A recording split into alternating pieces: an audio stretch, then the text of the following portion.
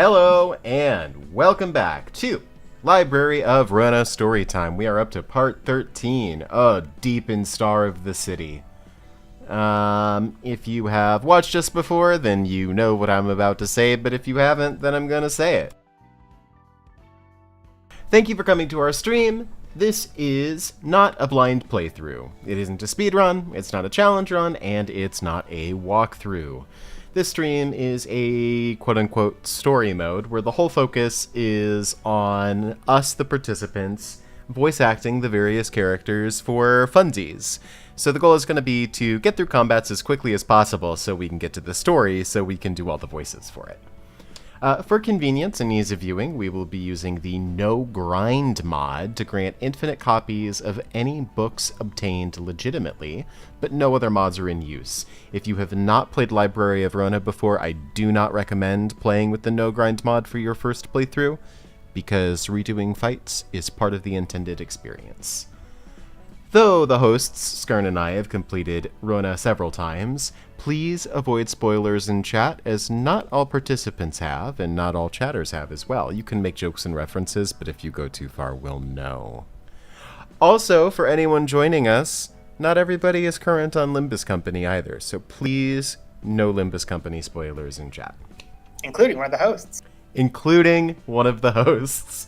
This game includes several trigger warnings, such as self-harm, suicide, mental distress, violence against children, toxic relationships, religious trauma, and basically every single genre of horror that you can imagine. If any of these things would be triggering to you, feel free to skip this stream. Your mental health and well-being are more important than us having stream numbers, and we're going to be doing other games in the future, so you can catch us on those. Oh yeah, I should probably set that up. Yeah. Let's introduce ourselves for our lovely chat. I am Puma. I'm the one playing the game. My pronouns are he, him. I like Project Moon. What's a fun fact about me?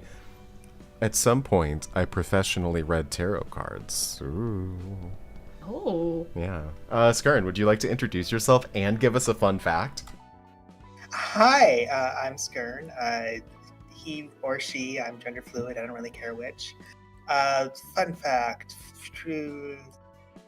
Wait. I have a great one. I run D&D that's coming back on Sunday. Yeah. Anyway, Mega, you go. Hi, I'm Mega. She, her. Fun fact. I mean, I kept up the gacha thing for this long. My wife came home, so... Oh, she means Caesar. I mean Caesar, yeah. Yeah, she's home. So... Chapstick? Hello, I'm Chapstick. He, him pronouns, coming to you live from a whole new state.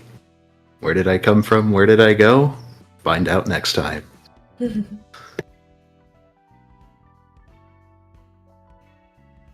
Will you please give some more fun facts about yourself while I put out our stream link in a couple more spaces? Sure. I have been loving having pretty much full access to a kitchen all on my own. I immediately dove in and tried to make a new recipe called, I think it's beef brahoul. It does not pronounce how it's spelled, but it's an Italian dish. I know what you're talking about. It's delicious. It's really good. I won't say I did a bad one for my first try, but I absolutely know how I can do better for my second go-round. Whenever I eventually do that. I don't think I've ever had it. What's in it? It's good. You basically take some sort of kind of flat steak, and you're gonna roll it up stuffed with breadcrumbs, cheese, and herbs. Then you're going to sear it and then finish cooking it inside of essentially pasta sauce or tomato sauce. That sounds really good. It is. It was really good. Surprisingly easy to make too. I mean, it's really not much but searing steaks. Yep, it's basically breaded cheesesteak. It's delicious. Mm-hmm. So good. I want food now. Yeah. Other fun fact, It's been 2 years, but I finally been able to do a lot more video games, so I've been catching up on Baldur's Gate 3. I love it. Baldur's Gate. It's so good. Okay. I'm the worst paladin. You're the best paladin. We are the best paladins. I mean, no, you're the best paladin. My paladin was dirt. I was so much worse than yours. Oh. I'm ready. I've sent out links everywhere.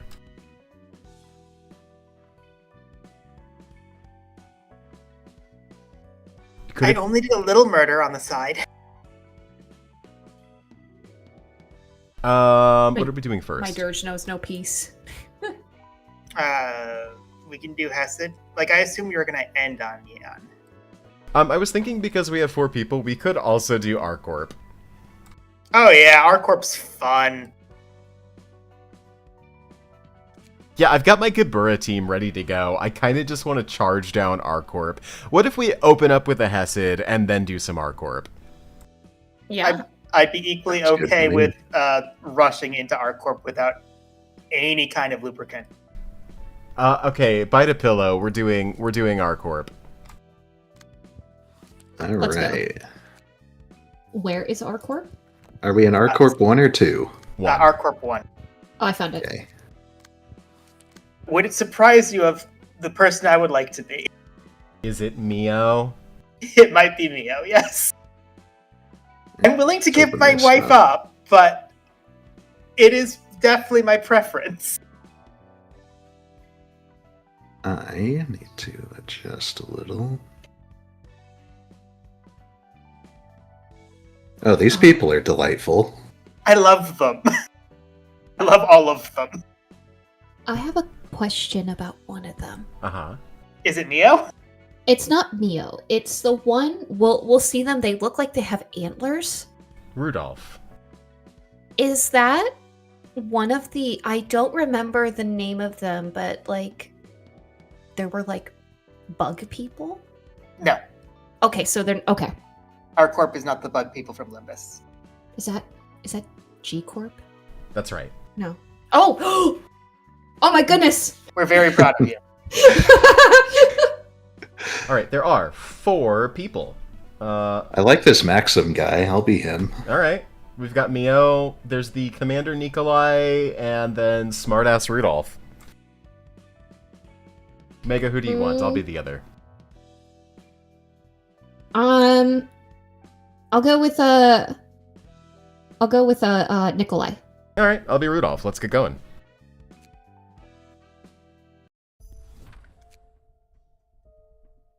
Rudolph! What are you gonna do about my rabbits you borrowed? It didn't even bring any results! I'm sorry I couldn't get anything done with those faulty troopers. What the fuck did you just say? You one-horned reindeer? Oh, I'm sorry your weak-ass rabbits were too feeble to get anything done.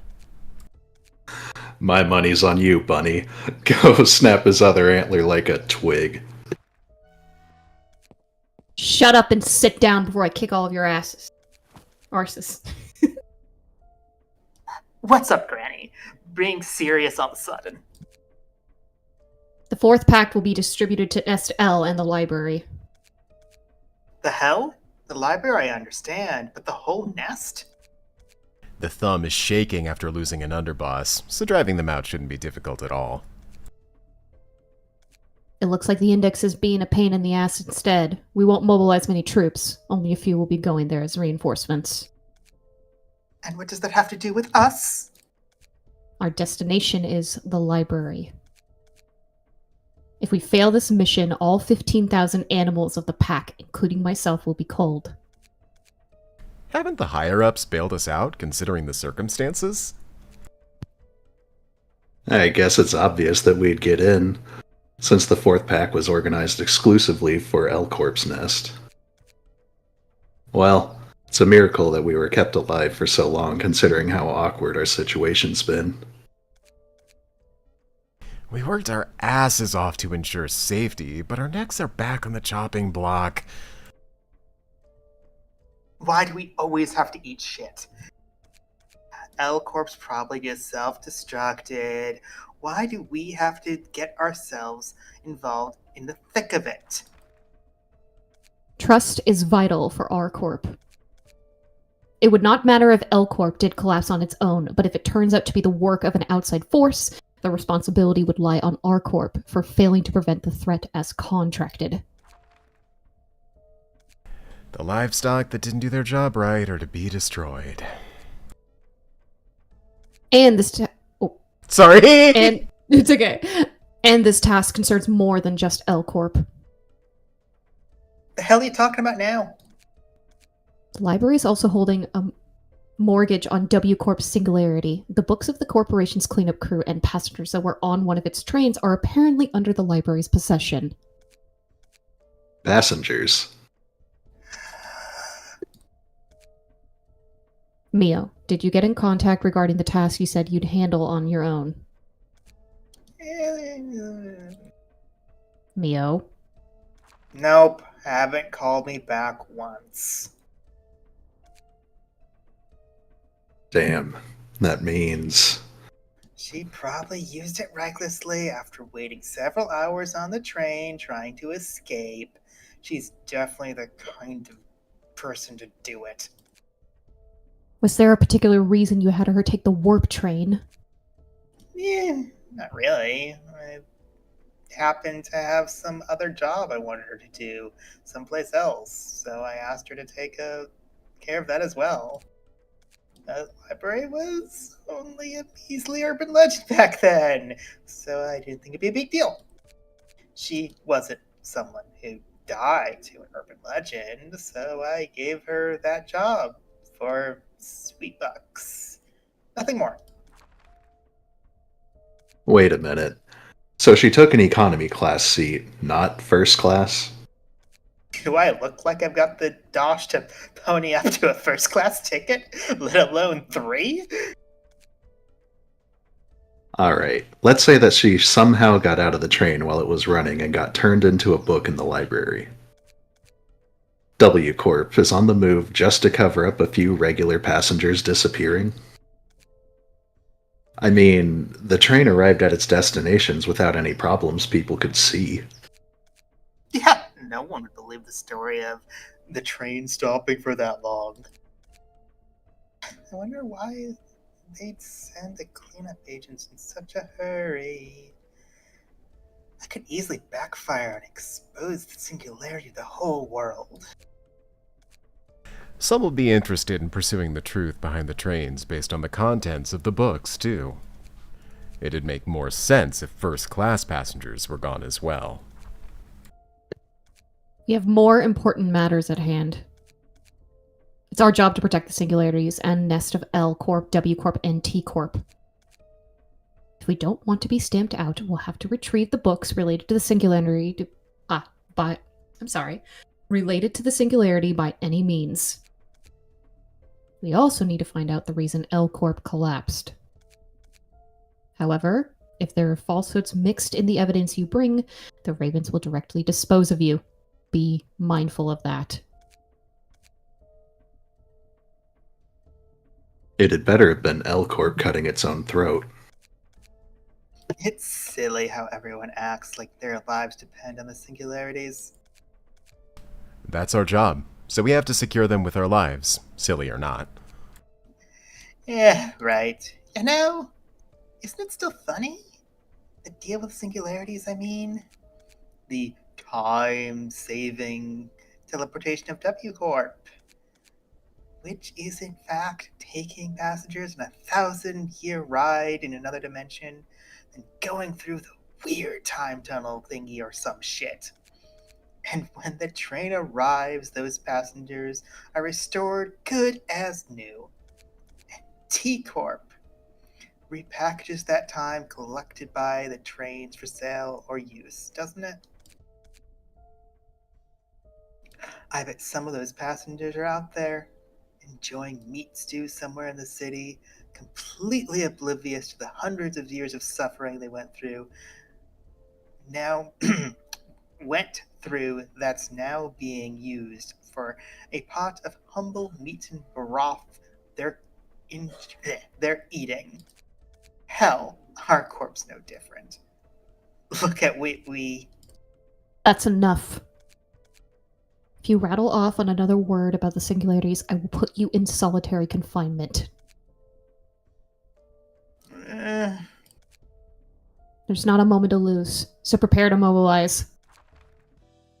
Boy, our corp is really coming? I'm curious.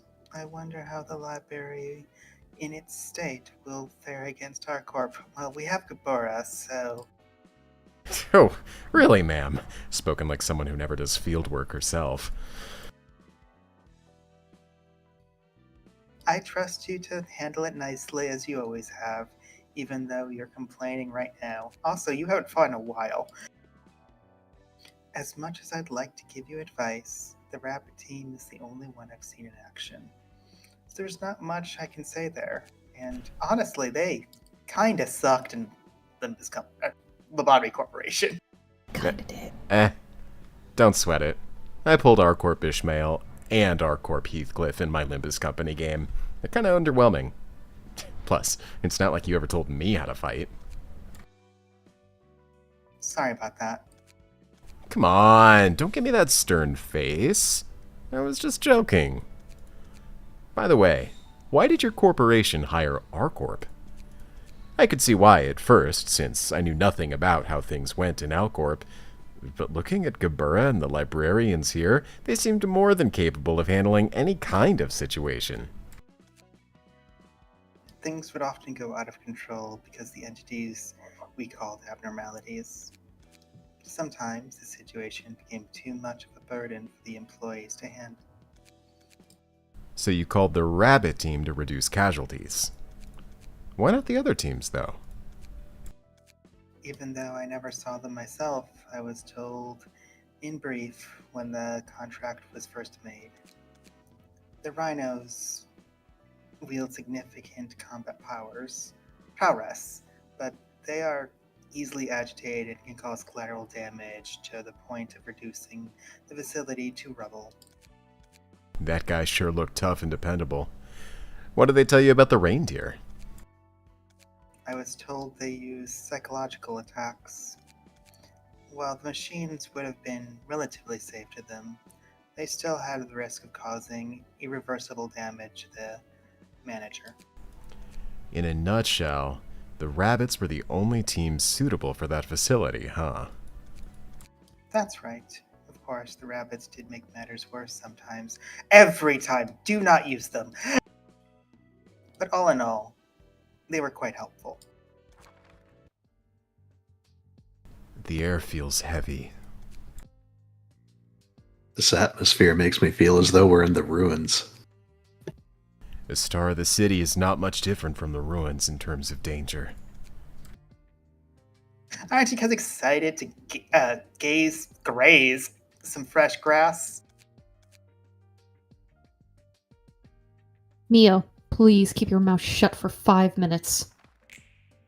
Greetings, dear guests. I am Angela, the director and librarian of my role's namesake. Greetings. I'm Nikolai, leader of the 4th pack of R Corp. In a while, Angela. I'll drop the formalities since the contract's over. It's good to see a familiar face. You broke L Corp, didn't ya? What makes you think that? I wonder. I figured your rotten mind would do something huge someday. The first time I met you. You can't fool my gut feeling. Thanks to you, we're all about to be destroyed. You're still rambling stupid nonsense, unable to read the mood. If you're so curious, you can read a book to find out. Oh, in case you don't know what a book is, it's a little bundle of pages made of paper that you can hold in your hands and read. You're playing grown-up in your little library after you're done being a puppet secretary, huh? Are you offended that I might might have killed the Red Mist, the woman you were such a big fan of. Mio, I told you to shut up. And you, I'm intrigued by what you said. Could you guide us inside first? Of course. May you find your book in this place. And let me guide you straight to Gabura. Yeah, you know, Mio is such a big fan of hers. Let's kick the shit out of her. I'm gonna be right back. I'm gonna go check on the dogs. Alright, we've got Please, some time. over here, step into this meat grinder.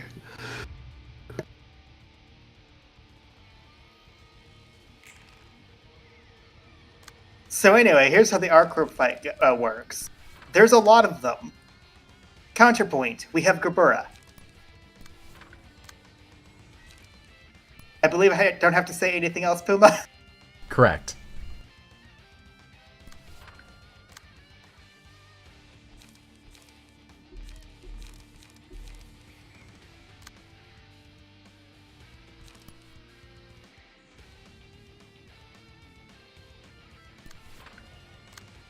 I do think they have some very fun cards. Some of them are even pretty good.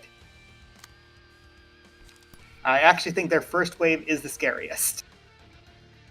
Where's the second wave that has Mind Whip? This is the one that has Mind Whip.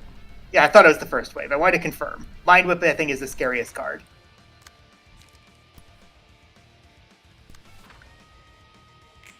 Yeah, I'm gonna trade some damage on the first round in order to get field mods out on all of my ads. That's right, everyone who is not Gabura is an ad. Accurate. But that'll make them stronger in the long run, and they're going to need it because this is a really long fight. Also, Navali is endured to the damage type they deal the most of, so question mark? Navala, this is practice for Sunday. Good practice.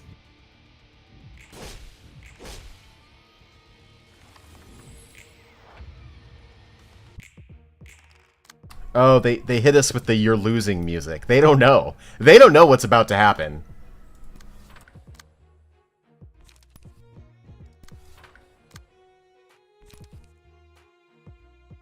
Also, why do I keep doing this to myself where I have to have an argument with myself? You like it. I do! It's great practice for the amount of times I have to do it as NPCs. But I keep doing it to myself, and it really should stop.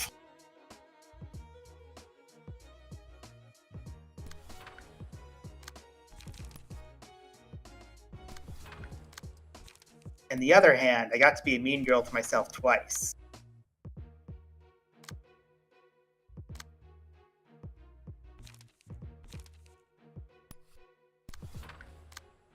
We're definitely using the other people here to peel the mind whips off of Gabura. Yeah, basically if a Gabura dies, this is very bad. If anyone else dies, who cares?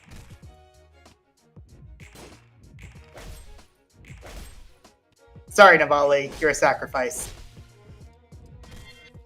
Gabura go burr. That's fine. Arturius is a beast.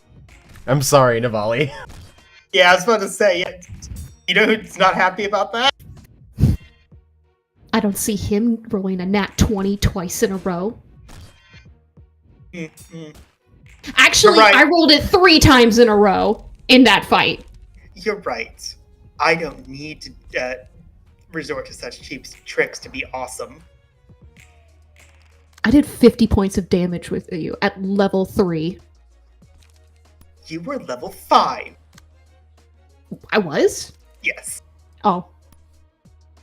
Still, that was only with a level 2 smite and, like, using all of my charges for my Idola. Oh, yeah, you went completely Nova on me and almost killed me in a single round.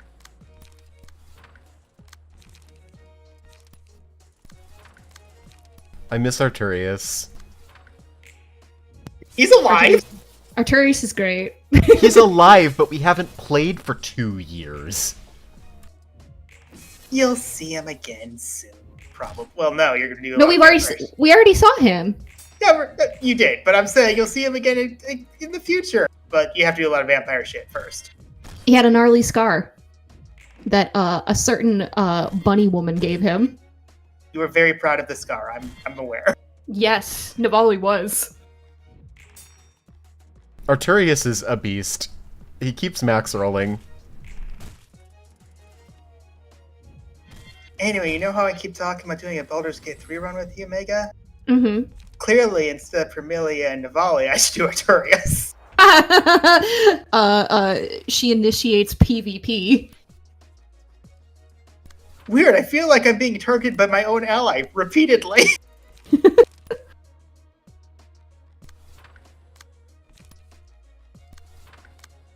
Ah, yes. I see that you're in the way of my AoE. I don't hesitate.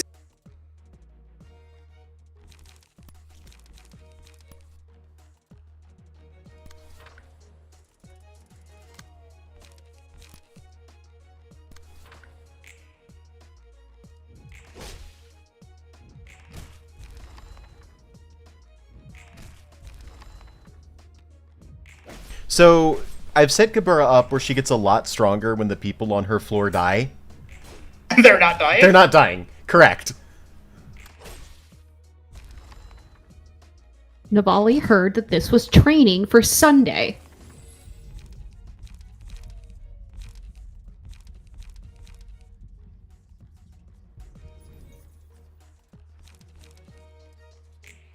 Worst part is, I don't think Gabura would be upset. I think she'd be proud of her assistance.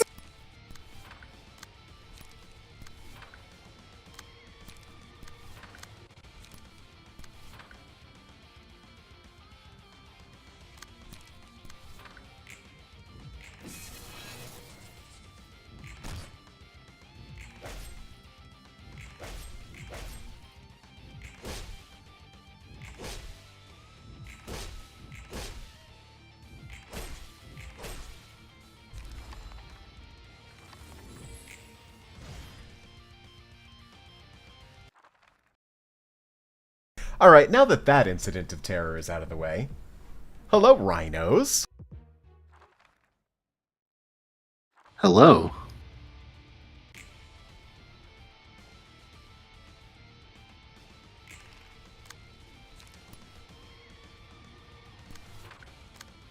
Ah yes, the rhino's entering. Why do we hear boss music?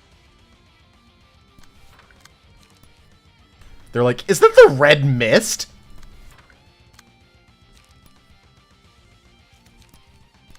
Well, it's time for the red mist to meet the brown pants. Wait, what?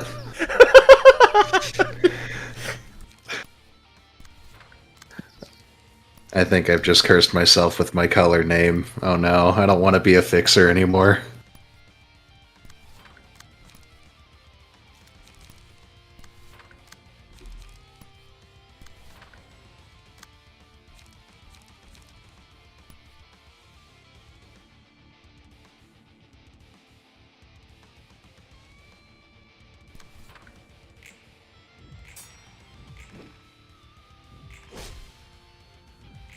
We manifest a little ego sometimes as a treat.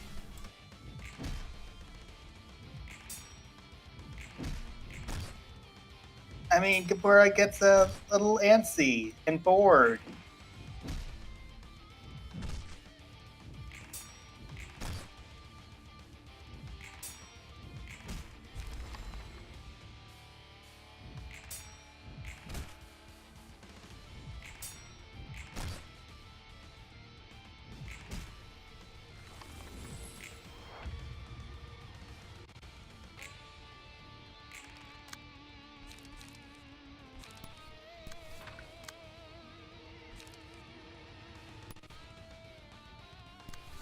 I can imagine the reaction of, yay, we got one!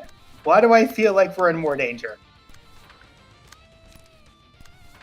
Yeah, that's weird. There's, like, the boss music got louder. Why did that happen?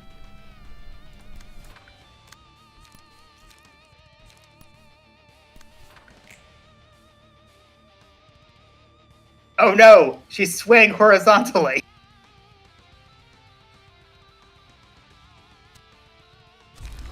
So that's the Rhino team dead. She killed 4 people with one swing. Yeah. Hilarious.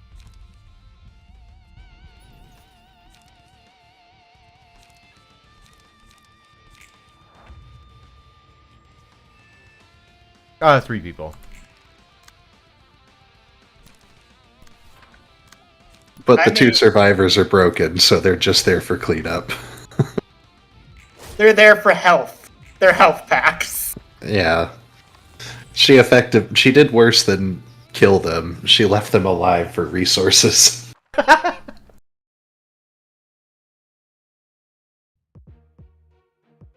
Hi, Mio. Hi, Nikolai. Oh my god, oh my god, oh my god, oh my god. Can I have your autograph? So, Mio actually has unique dialogue for Gabura. Still a puppet from Machine Lady. And Gabura says, how you think of me is none of my business.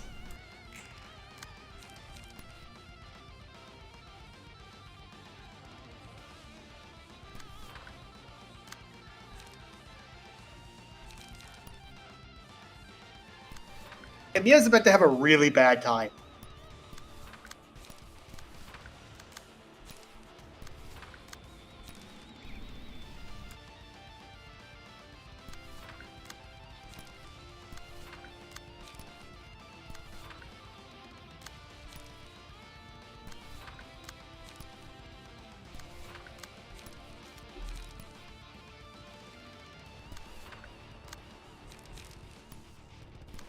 I will be right back.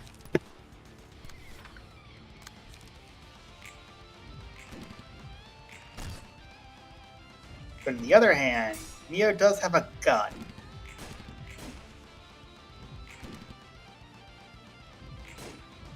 Weird, I don't think the gun's gonna work very well. Weird.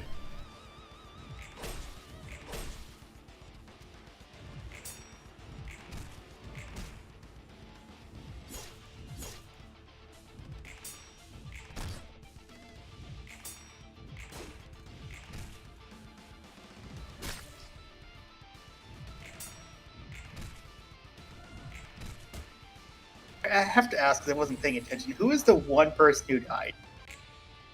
Amaranth. So, had to confirm that Artorias and Navali are still alive somehow. Yeah, and they're close to full health because whenever Gabura defeats an enemy with bleed, they get healed. She heard this was training. She's taking it seriously. Navali, you were supposed to die to make Gabura stronger. Training. I return.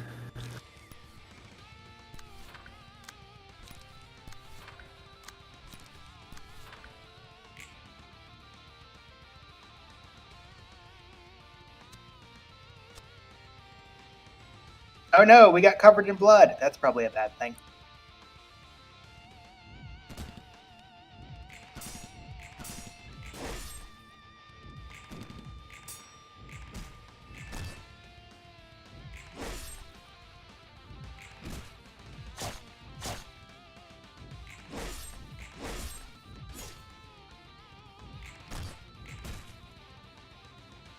Gabura, Gabura.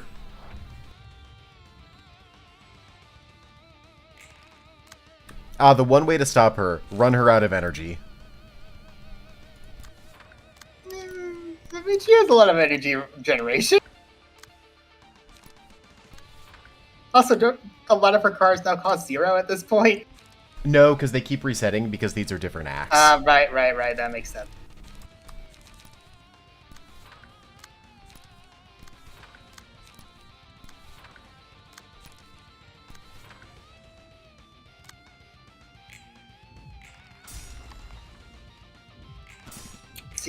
Did she just kill a guy by parrying? Yeah, he had bleed. Kind of an embarrassing way to die, honestly. 100%.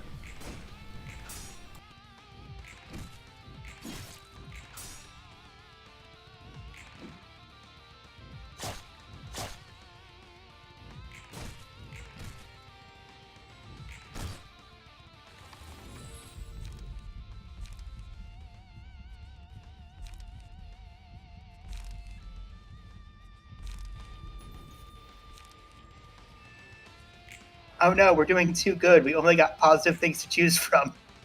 Hate that.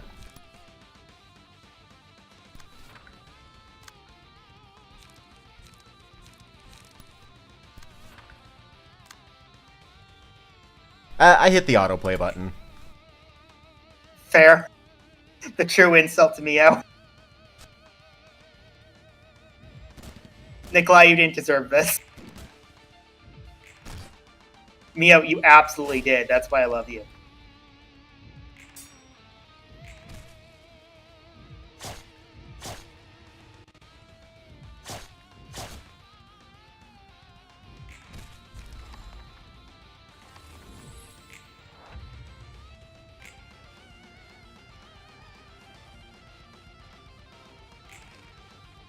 She's about to have a really bad time, isn't she? Yeah, I hit the autoplay button again. That's just disrespectful. Yeah.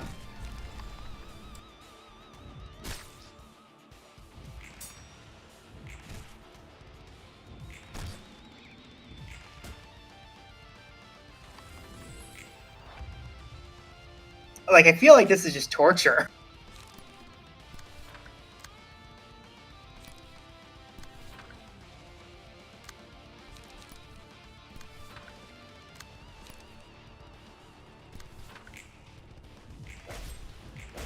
Sorry about you, Mio.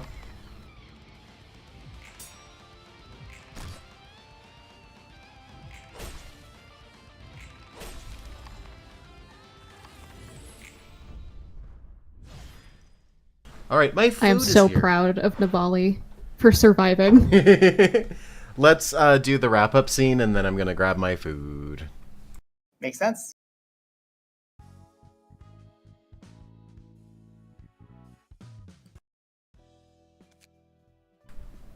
How's it feel to be looking at a book of your old friend? Friend? She was little more than an acquaintance, as I said before. True, but she was still one of the few people that have known you for a long time. She's a former associate of yours, which I'm sure is a rarity among the guests. Doesn't it feel odd or anything? It did leave a curious impression. That's all there is to it. Nonetheless, I wasn't planning to go easy on her regardless of my feelings. We have a purpose clearly cut out for us, and so do the guests. Don't you think gaining freedom by devouring everything will leave a bitter taste in your mouth?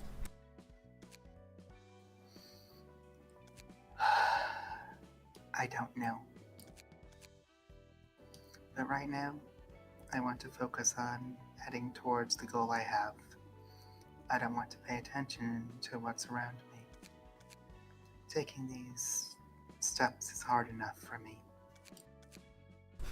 You don't want to have any regret, huh? Roland, you don't seem to get tired of asking if I have regrets. Well, I mean, you may have been ignorant of everything at first, but you've seen and experienced many different things on the way here. I was just wondering if those experiences changed your thoughts a little. A person's aims and wishes don't stay the same forever, you know? I don't know about that. Now let me summon you some food. After fighting so hard, personally, myself, in that battle, doing all the work, I just need to run and grab something really quickly. I'll be right back and we can do R-Corp too. I'll make sure Gabra is well fed.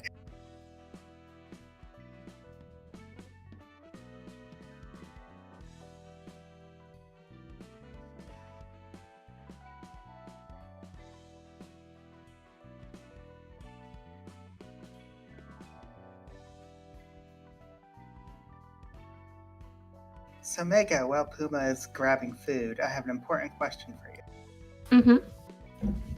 Wife. What else have you been doing with your wife? Kicking ass. And Just the tower, out of curiosity? No, I decided to try taking her into Deadly Assault. And I used the Astra Miyabi Caesar team up. And I just want to note that Caesar has currently, because I'm not wasting resources on a rank weapon, because I'm planning to You're trying to weapon. get her at your weapon, yeah, of course. So her weapon is currently at level 20, and I got 20k. I mean, it's also it's also Miyabi and Astra, but like I want to preference that Caesar is adding a lot too. Like, she's not being a chain and a detriment, despite being severely underleveled. Yes. Like, she has, pretty okay, relics on her. She is level 60 currently, and she has most of her stuff at least up to the level 8, I want to say. It's either 8 or 9. Yeah, 8's when it starts requiring the purple, so that's usually where I get to at least stop for a bit. I get everything else. And her core passive is fully out, fully maxed out. So, it's not like she's, just like level 1 Caesar taking on Deadly Assault or anything. Would have been pretty funny. It would have been, but it was a lot of fun.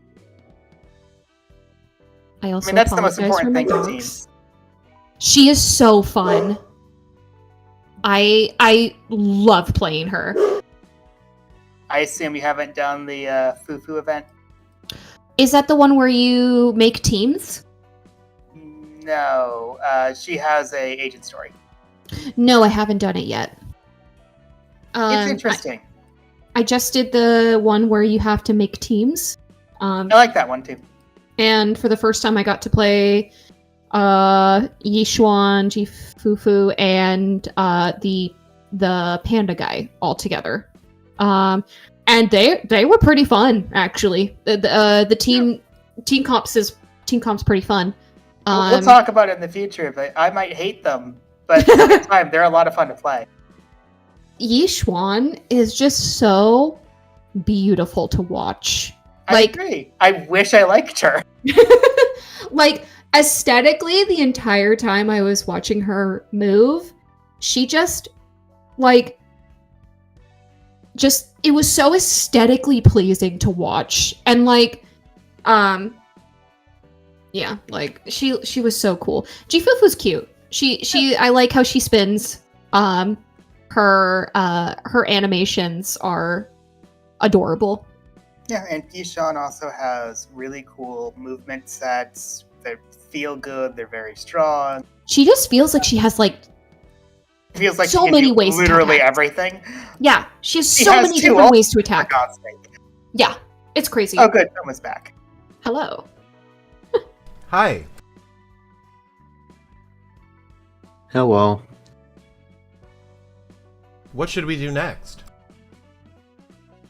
I thought your intention was just to clean up our corp. Sure, I'm gonna burn those books really quick. Or our corp. What is it? One of the things I very much enjoy about Caesar is that she doesn't feel like somebody that needs to be on the field a bunch, which is very nice because I believe her passive is up for 60 seconds. Yeah, so, it's literally you do a parry and switch out. Yes. I want to try to make her a little bit better to see if I can get a higher score in Deadly Assault, but as of right now, she feels just like she's just so fun to play. Like I love her voice lines. I love her attitude. My only wish is that I wish they somehow could have incorporated her motorcycle into her character, because I want to see my wife mowing ethereals down on a motorbike, and I'm sure I'm not the only person who wants to see that.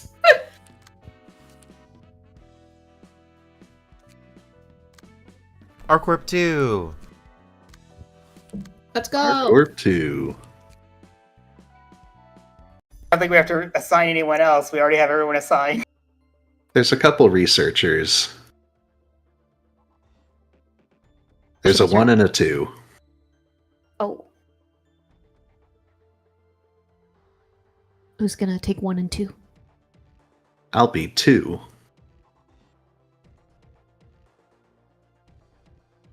Sure, I'll take 1. Heck yeah. Listen, I have a lot to say this one. I'm not taking anything else. Yeah. Is Mio the only one remaining now? Yes, ma'am. Want to bet which Mio will win? I'm surprised you still aren't sick of this. As much as I dislike that rabid hair, this is the one scene I don't like to see. Damn it! Looks like I died again. We have to do this every fuckery over more. Stop whining. We've been through this many times already. Let's hurry up and decide the winner now.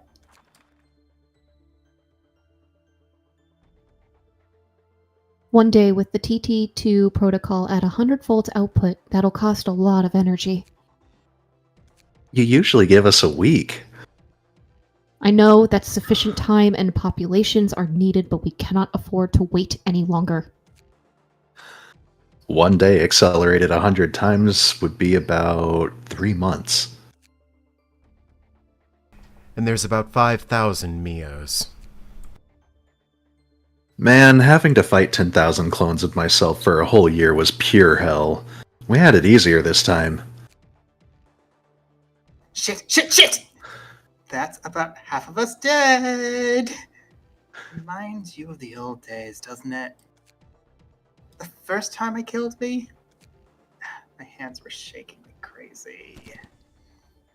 Keep killing if you have the time to chat. Then we'll explain the terms and conditions again. As per A-Corp's rules, no more than one of an individual may exist in the city for longer than 7 days, clone or original. If R-Corp violates this rule, it will lose its qualifications as a wing and will be shut down according to B-Corp's regulations. The 7 days here is measured based on the timescale A-Corp is on. Die! Crap! I've been feeding on human meat for 2 months. It's my meat too. Better than living on it for 1 year straight. Why do we have to kill each other? Why? You still don't get it? To produce the fittest Mio. Some still lose their minds like that, even after killing many others. It's odd how clones of the same person can act so differently. You're telling me most of us were thrilled to kill people now.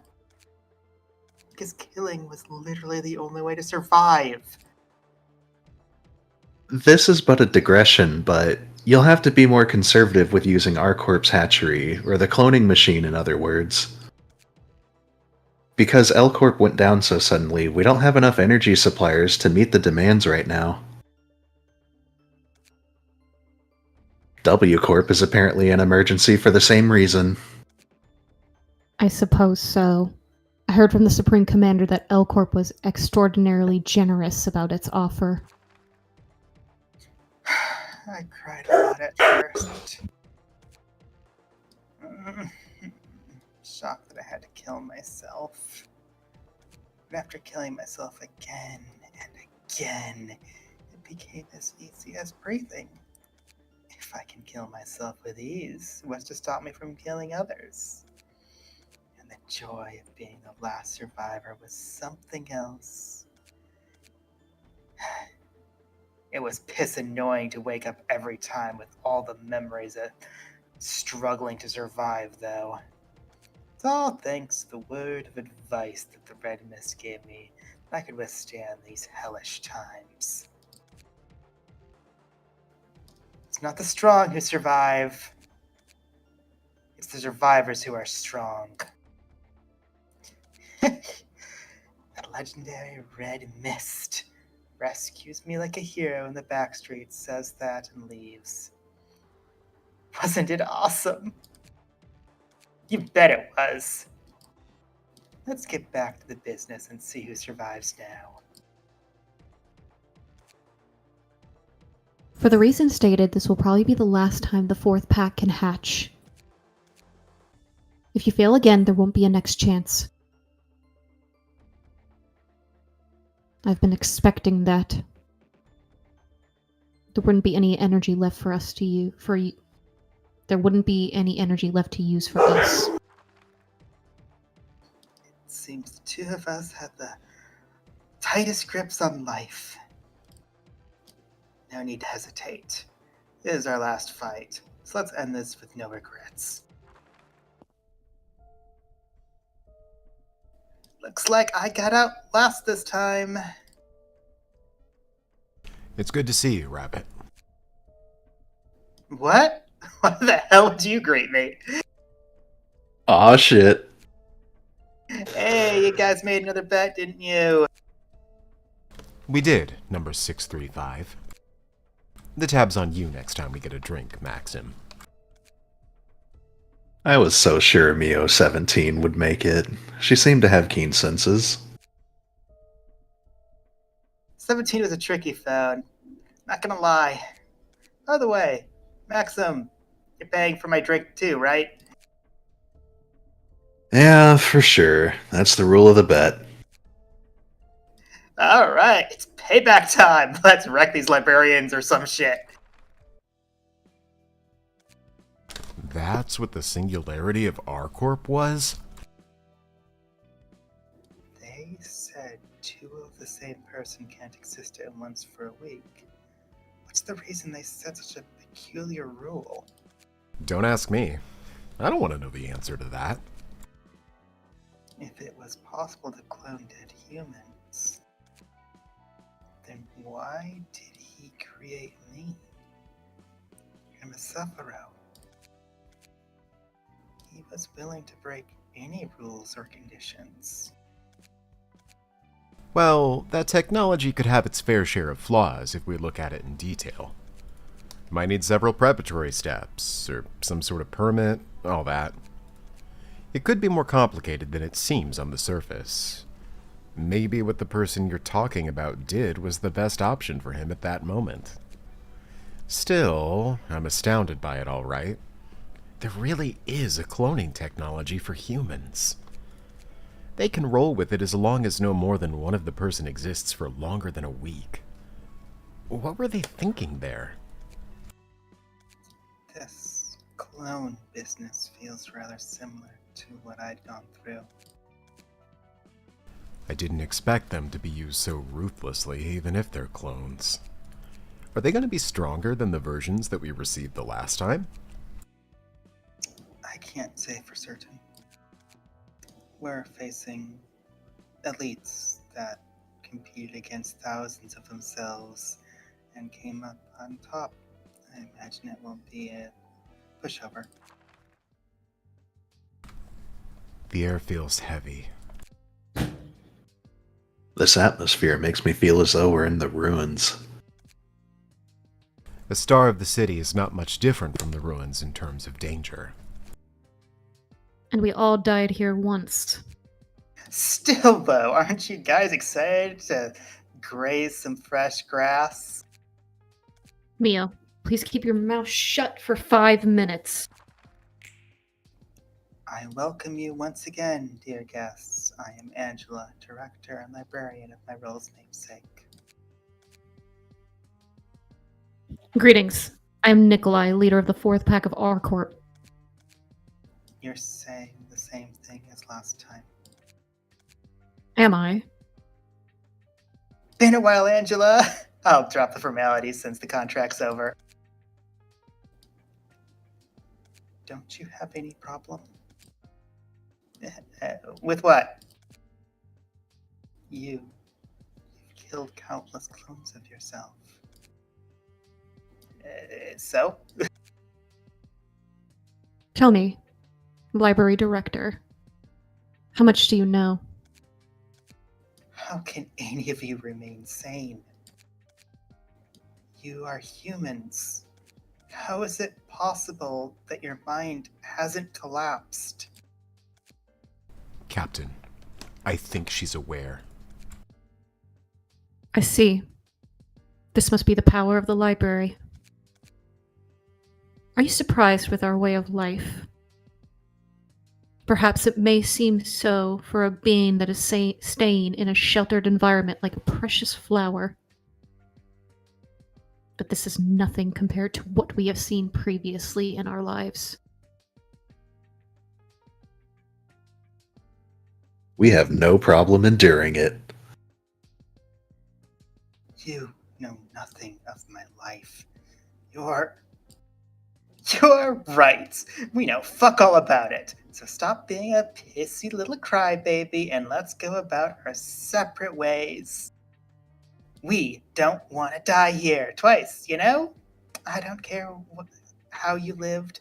I don't feel like wasting any of my time listening to it. Such is life of the city. You know it well. May you find your book in this place.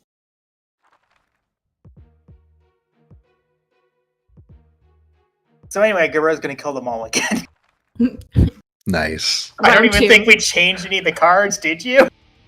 Not a 1. I like how the scientists are like, there's no possible way we can run this again without even hinting at, like, we could just use less. Nah. We need the 10,000 clone battle royale or nothing. What's even the point? Listen, you want to do a 1,000 clone battle royale? What's the point? Exactly. What are they going to learn from that? Ooh, I know how to fight 999 clones of myself. What good is that? Gotta Who add needs that that? extra 9. It's very important. We can throw some zeros in there, pump those numbers up.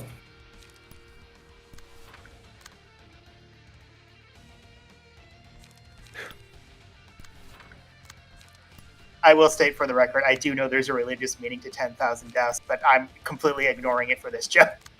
Mhm.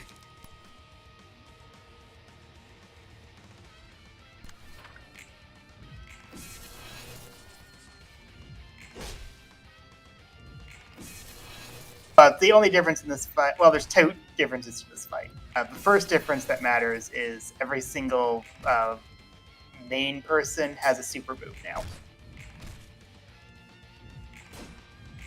We're gonna get reindeered.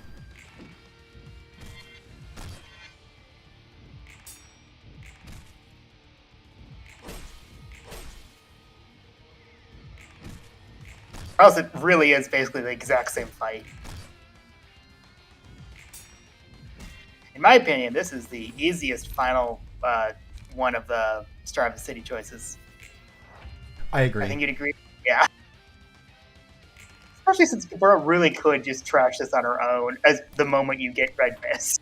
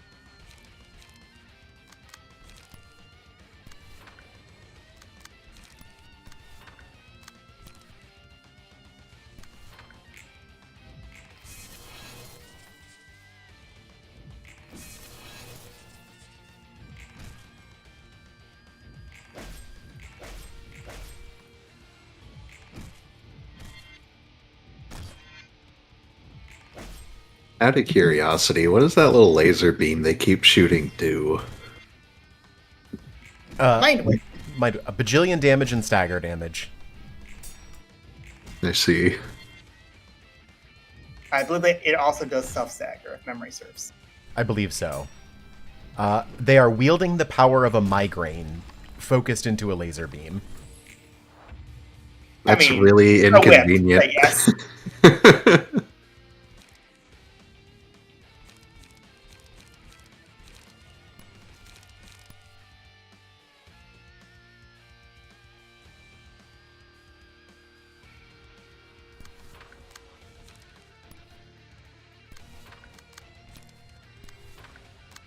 I get to kill some of my dudes!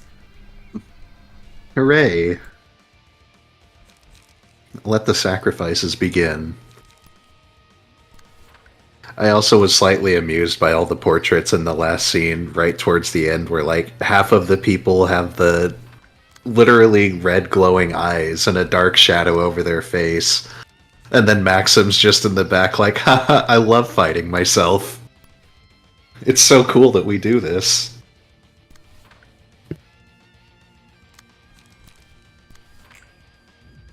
Honestly, that sounds like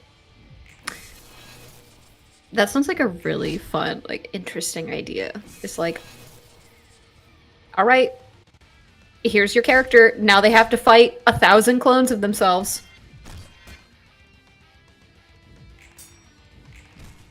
My big gripe with it is that really the main thing you're gonna get at the end of it is a soldier who's really only great at fighting themselves. That's totally fair.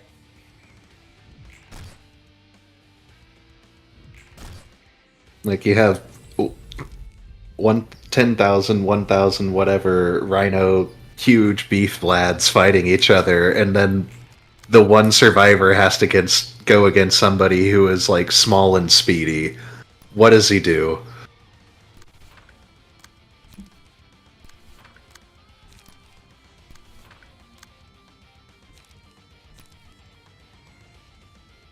That's why I think it should be an all-in-one 30,000 battle royale. Hell yeah. You just have to really promise not to kill the last reindeer, rabbit, or rhino. Like pinky swear. I was just about to say pinky promise. Yeah. Obviously, the reindeer and the bunny get along, so no worries there.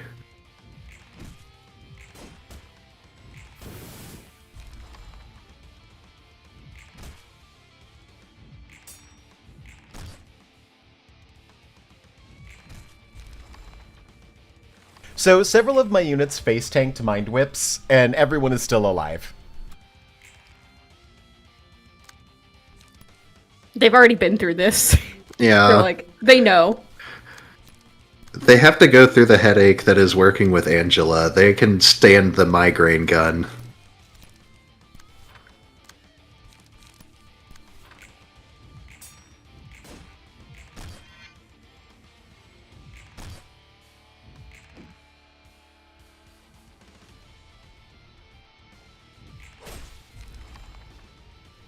That's weird. We didn't kill Rudolph. He ran away.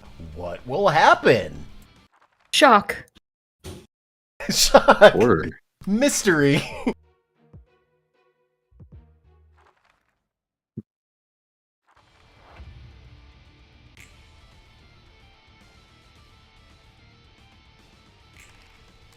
I don't know who is rocking the guitar, but they're absolutely shredding it.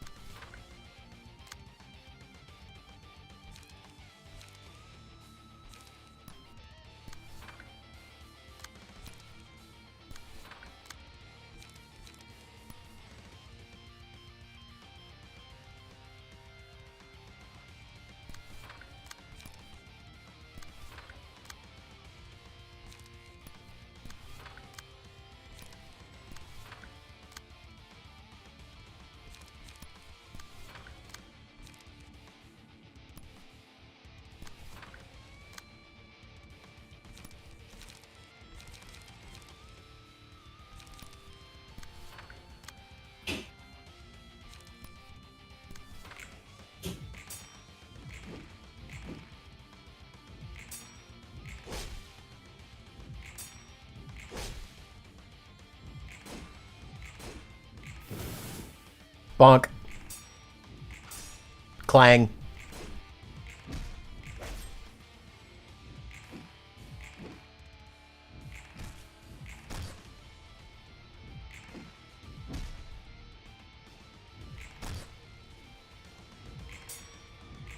None of them are dead yet.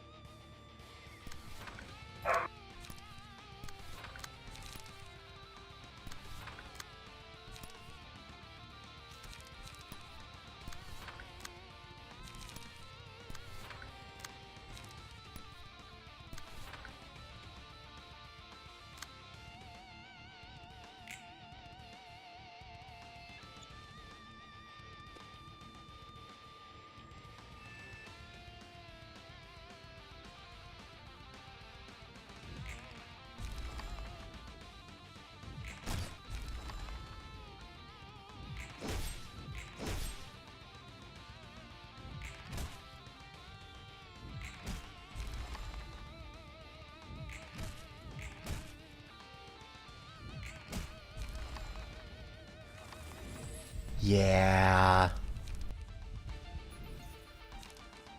You know, if they were really smart about it, they still get like 7 days to have all the clones. They could have just fucking dumped all 30,000 clones into the library.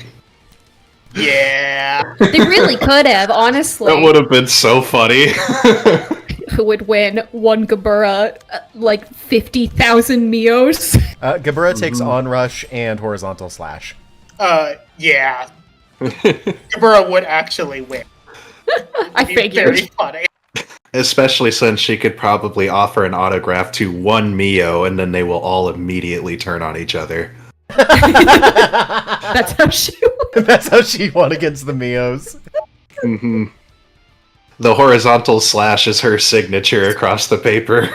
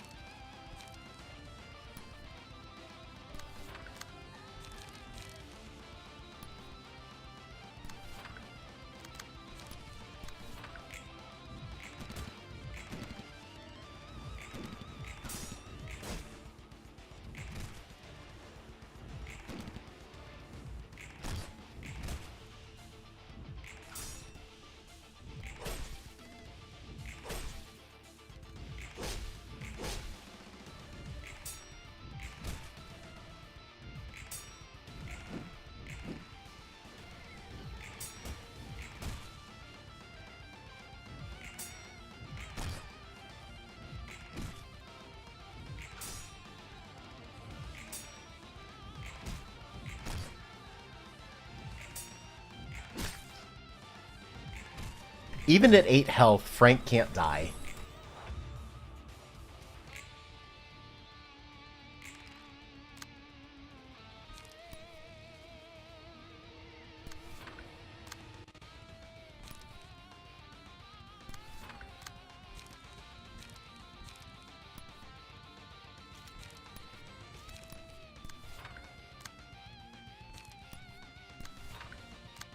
I mean, Navali, I just have to ask this question to you.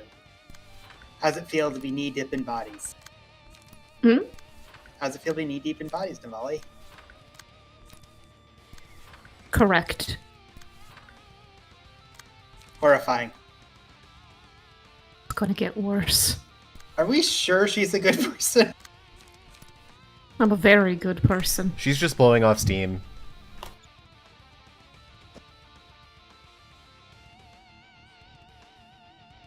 I just might not be a good person to some people, she says.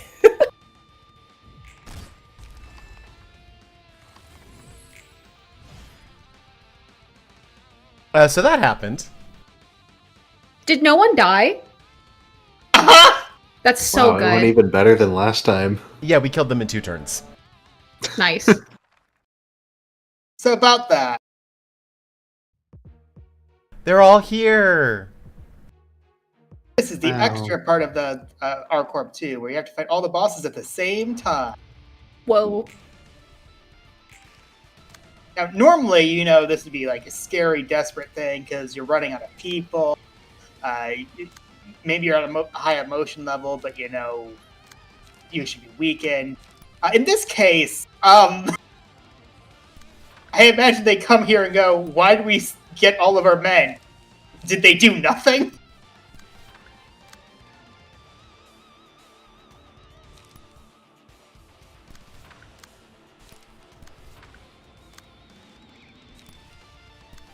Also, at this point, I imagine that Kabura is quietly fuming, saying, "You're supposed to die so I get stronger, team. What are you doing?" Gibura, we're helping you. Together, none of us will fail. Go die! If we work as a team, none of us will ever fall again! No, I need you to die! If you die, they die. That's how this works! Stop this anime bullshit and die for me already! Through the power of friendship, we will persevere, Gibura. I hate all of you. Every single one of you.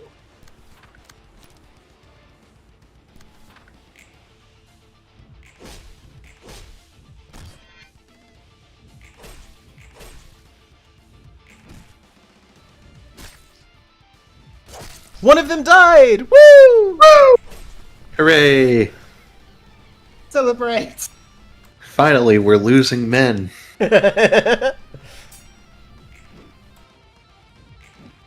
Gibura, is this what you wanted? Yes, Yeah. thank you. Rest of you, follow his lead. They all salute. No, ma'am. Continues to tank damage. Arturius is just face tanking mind whips and is fine.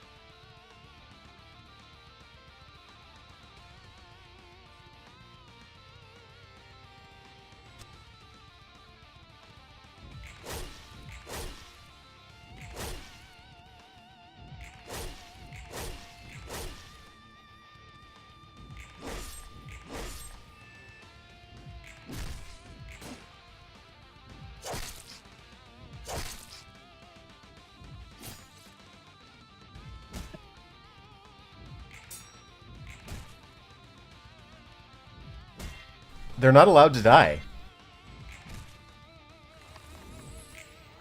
They face tanked so much and they're fine. That means the training is working. I I see. So Navali's training is, if my muscles are big enough, the sword can't hit a vital organ. Honestly, I feel like that's just a yes.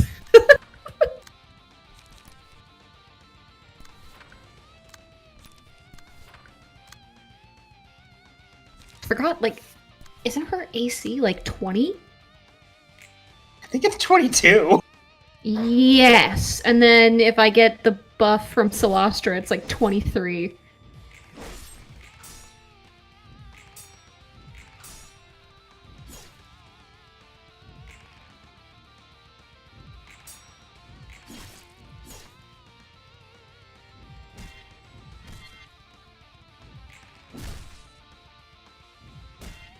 Amaranth died! Woo! So just to confirm, this means Artorias and Navali are still up. Yes. I really feel like they're competing against each other, and that's why they don't die. Listen, Arturius died in the last one, and he's like, this is not happening again. I'm going to live. I died and she didn't. This is bullshit. This is war. So I took the Nothing There passive that doubles the power of the last dice that I play, and then I only had Gabura play one die, which was Horizontal Slash. Weird, it seems like they're all dead. Yeah, it rolled a 68. Wow.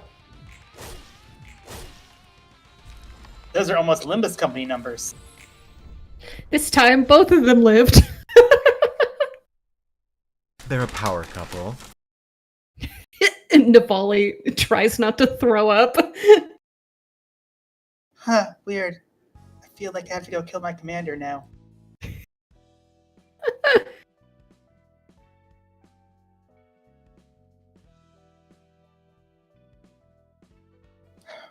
Roland, do you think I'm being a crybaby too?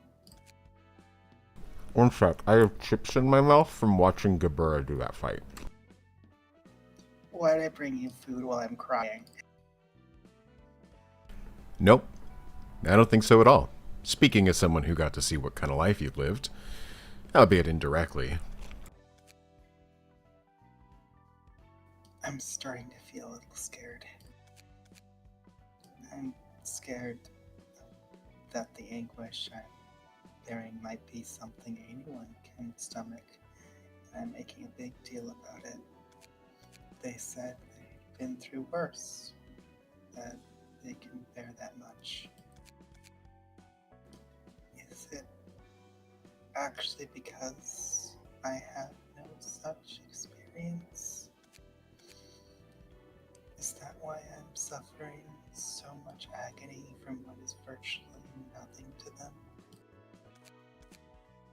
Don't let it bother you. The agony you're carrying right now is the only thing that matters. You just have to remember the pain and keep moving forward. Don't let what others say or might say about your pain get to you. You don't have to shoehorn yourself into someone else's standards. Are you saying that each person deals with it in different ways? Well, that's basically it.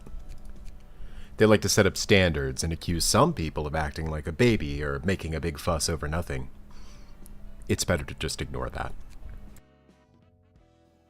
Thank you. That cheered me up a little. Don't mention it. I'm just telling you what I believe in.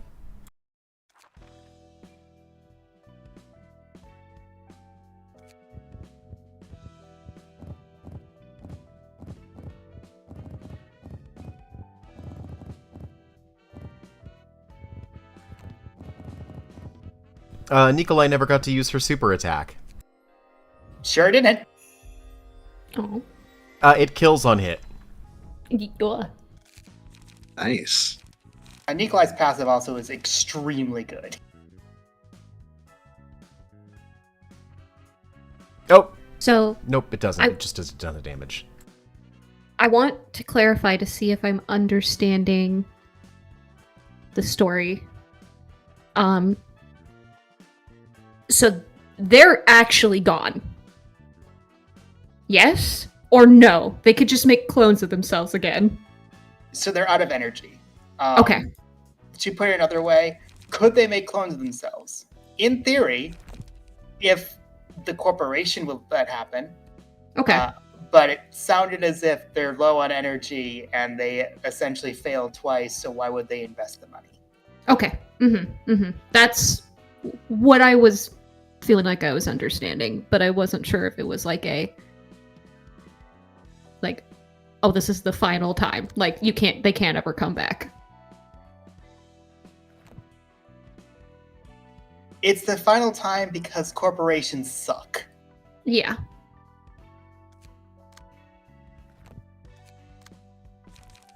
I kind of want to do 1 Yan. I mean, it's a good place to end. We've only been going for an hour and 20 minutes. We could do some floor stuff after.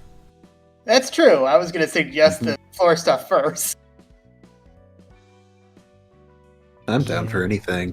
Yan is emotional, man. That's true.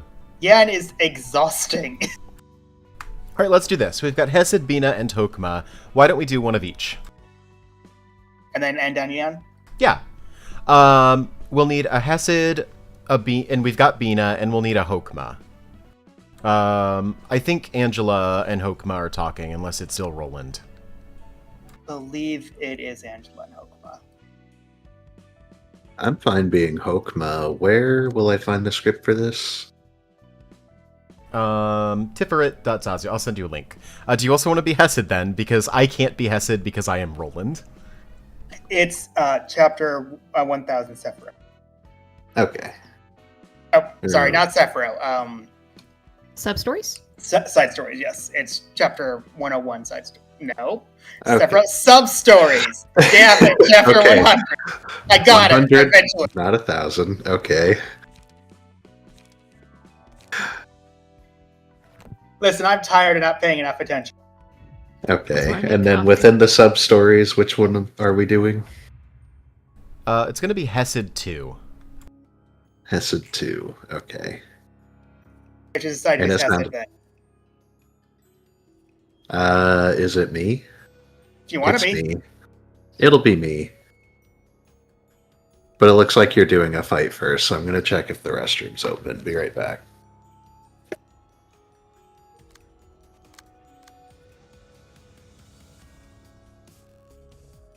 Oh, it's the tree. It is. Oh, this is the... Oh, it's not... Oh, I thought it was the tree that, like, hallucinates people to No, it. It's the woodsman, yeah. I did not like that tree. That tree was annoying.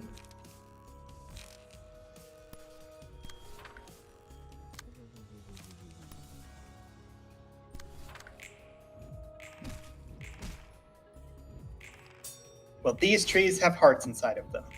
Don't Oh. think about it. Random note, Warm-Hearted Woodsman is an abnormality that I put on the list of 6 abnormalities. I'd agree with that. I don't remember the woodsman in lobotomy being that bad, actually. Like, that annoying in the... I find him extremely annoying. Oh, really? Okay, Let me look up real quick. I'll explain what his thing is. If his counter goes to 0, or if his counter does go to 0 and someone is currently working on him, he instantly kills them and breaks out. His counter goes down by 1 if you have someone who has a psychology of 3 or higher work on him. Oh, But psychology is the one that increases your work success and speed. Most people you rush to psychology 5. That's what makes them annoying. You need to specifically have someone who's bad at working with other people to work with him. You know, and it's funny too because I'm looking at the page right now, and that you have the highest chance if the higher the psychology is to do a successful job with it. Correct. That's so mean. Yes. I guess maybe I just didn't pick him as much. Because I don't really remember. So, in general, if he doesn't give as much energy and comes in later, So you probably only ever used him whenever he was having a meltdown, in which case you're probably fine. Yeah. And he's one of those abnormalities that I like to just say, have a sacrifice on hand to throw at him. Yeah.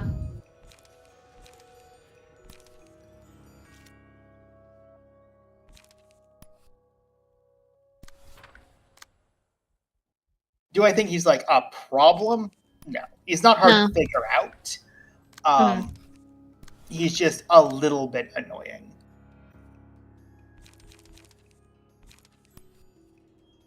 I feel like he's one of those annoying, but he's manageable. Yes. He's not annoying in the I'm back. I don't ever want this abnormality to ever grace my facility ever again. Annoying. He's no Aleph. We'll put it that way. I'm sorry, Aleph. I still think Aleph sounds cooler. I hard agree. Puma, why are you attacking the trees? They are trying to kill me and have insta-kill effects.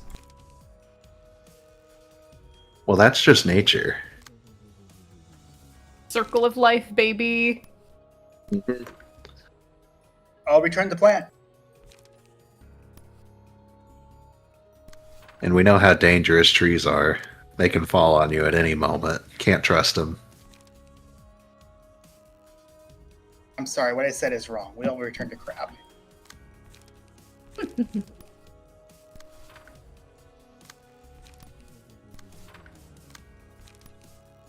Since I said that out loud, Puma, is our plans to do ice set sometime in the future? I'd like to.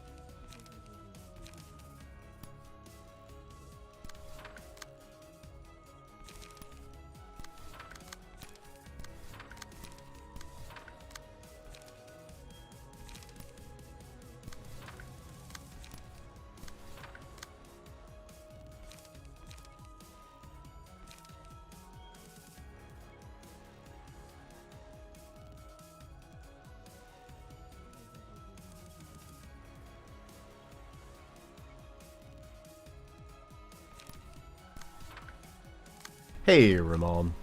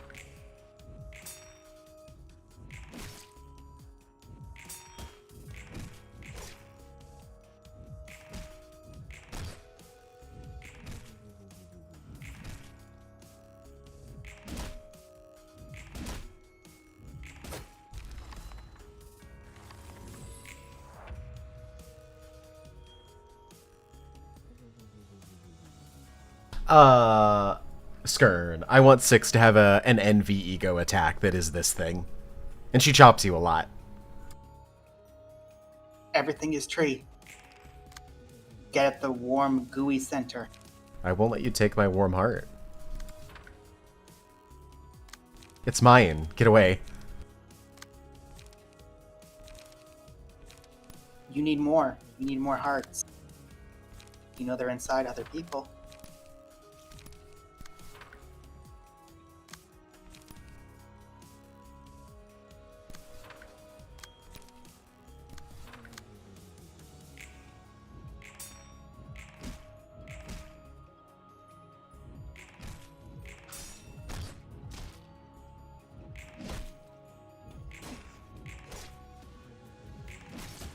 I was like, oh, I'm vastly overgeared for this. This will be really fast. And then I remembered what floor we were on. Yeah, no, the 3 floors you said you wanted to do are all actually fairly difficult. Even if you're over-prepared for them. Especially Bina's. Especially Bina. It's the mechanics.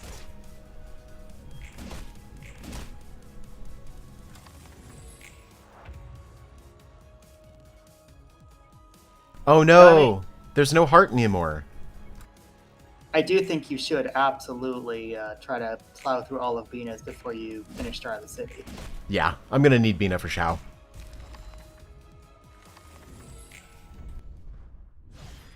Alright, Hesed 2, I think. I think it's 3. Hesed 3. You ready? Yep. This place is filled with the scent of coffee, as always. Welcome. Today's blend is Indigo Mountain. Want to have a try? Sure. The tastes of coffee aren't all the same. It's determined by a number of factors. Starting with where it was grown, how long it's roasted, when you stop extracting the flavor, and how finely the coffee beans are ground also play an important part. The acidity and sweetness depends on the size of the particle. It's a pretty delicate drink, huh? I just drank whatever they gave me. Wouldn't you say it resembles the denizens of the city in a way? A person's identity and values can vastly differ based on where they were born and raised, whether it was the back streets or the Ness, and what district of the back streets it was. Along with how rough their background was as they grew up. In the streets of music, you may grow into a loser if you can't strike a single chord. In the streets of food and flavor, you might end up being an ingredient. It all depends on the rules of the plantation. That makes sense. Wait a sec. So you're saying each person has a different flavor? That's something a District 23 resident would say. You haven't been brewing coffee out of the guests, have you? Not much of a romanticist, are you? I'll take that as a joke, but I wouldn't mind tasting you. Whoa! I have a dead wife, sir. I was half joking, alright? Though, you never know, Hesed. Anything could happen. Anything. We'll teleport you two away from each other. The technique of mixing coffee of different origins into a single cup is called blending. Through blending, even a low-quality coffee can be given a nice flavor. Sociology is a lot like blending when you look at it. It's the study of managing a society where all kinds of people are blended together. I guess that works. See? And when you blend coffee, you pick out the beans you want and filter away the unwanted ones. Unlike coffee beans, though, people have their own desires too, so they try to enter the blending machine they want. They'd rather go to a more luxurious world, in other words. Even though they're ground into powder all the same. The city and the Nest keep whispering to the people, all to get the good beans to come over. They want supplements to delicately complement the grandest and the most unique flavor. This is where you can find the true value of life. They make a parade of Nest dwellers' prosperity and comfort right next to the miserable scene of losers who were filtered away. That's how everyone is deceived into selling themselves. Even if it's a facade, it's true that life in the nest is miles better than life in the back streets. Is it really? The wings are constantly grinding people up, almost akin to coffee beans in a coffee factory now. Every wing paints its nest as the most comforting place in the world in an attempt to recruit feathers for itself. A different set of rules are enforced in every nest, and the back streets distort according to those policies. Everyone is soaked in the greatest and the sweetest lie. They convince themselves that that's what they're doing, or that what they're doing is for the best. Convince themselves? There's nothing to convince. It is for the best. There's literally no better option than to leave the back streets, join a wing, and spend a stable life in the nest. Then who gets to decide how to blend the people? No, is it even necessary in the first place? Do we really need to pick out certain people? Can't we just live as we are, as our own flavors? You're talking like it's so simple. Questions like that won't get you to anything other than more questions. Is that so? I don't want to make out with you anymore, Hesed. Give it well. a chapter, it's fine. It is so. Thanks for the coffee. I'll be going now. My door's always open.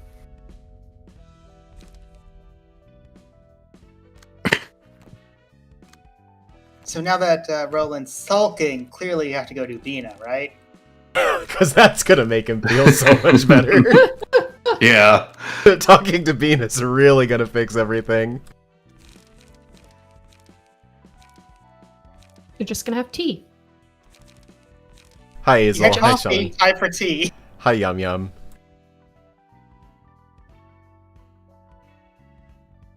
I suddenly have a very bad feeling about what's about to happen to us. You're giving us key pages.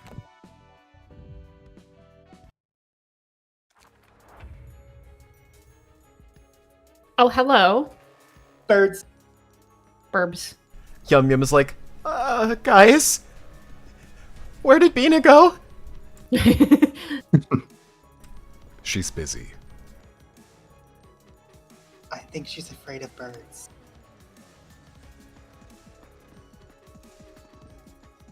Maybe she just wanted to go get some good tea for the birds. Anyway, basically every one of Bina's abnormalities have instant death mechanics. Of course they do. You might now realize when we complained about her realization why we might have complained about her realization. Hazel, you're going to be hit and there's nothing I can do about it. I'm aware.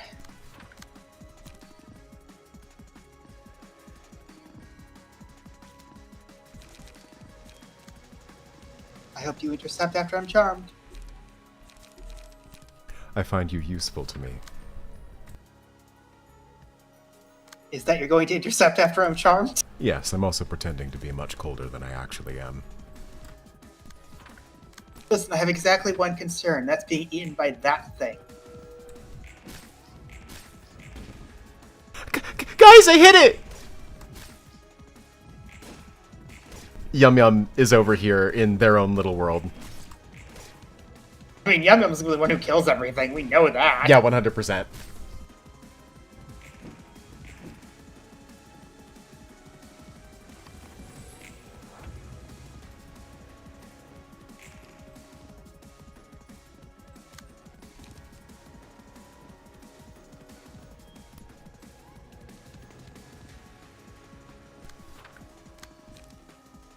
Oh, I feel like I should mention this, because D&D. I very heavily created the Sophia Reverence fight off after this fight in particular. Oh.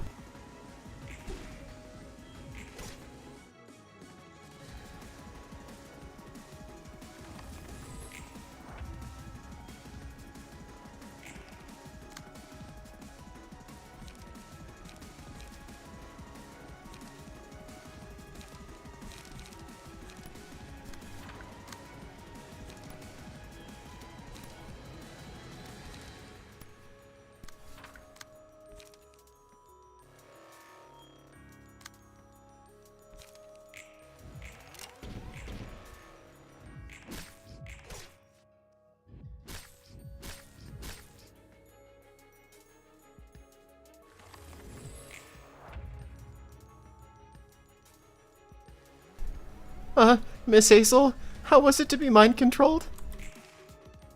I hated every moment of it. Don't get mind controlled, Yum Yum. You're our only hope. I'll beat him up, Hazel. I won't let him do that to you again. I'm more concerned with... You know what? Good for you. I believe in you, Yum Yum. I think you have to let them have this one, Hazel. I'm not sure we are physically strong enough to stop them. Take that, you evil bird! Oh no! Miss Hazel, everything's so pretty. It's so bright and warm. Secret, I think we need to save him. Them, sorry, them. Who?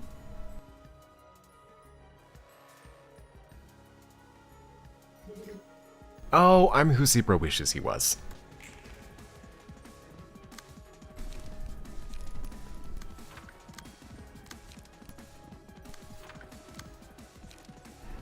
Miss Hazel, I finally understand everything. But this floor is actually your floor, Yum Yum? Vita stole it from you? That's right. I'm the hero. Only I can stop the big bird. Ow! I'm sleepy. Good.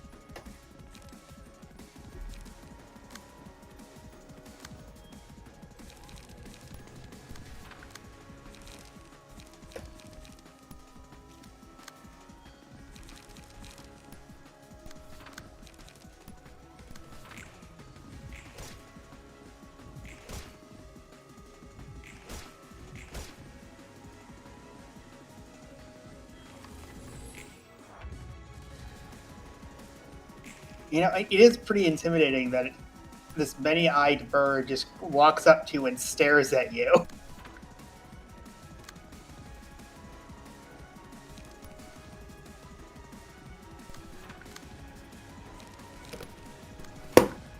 Alright. Don't worry, Hazel. I'm never gonna let anything like that happen to me again. Uh-huh. Super, do you have a watch? I need to look at it very pointedly. Who are you?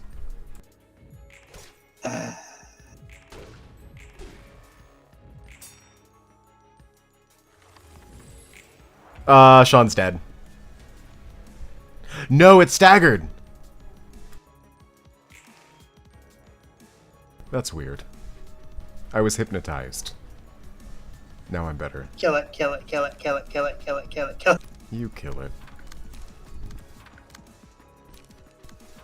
Kill it, kill it, kill it, kill it. Ow.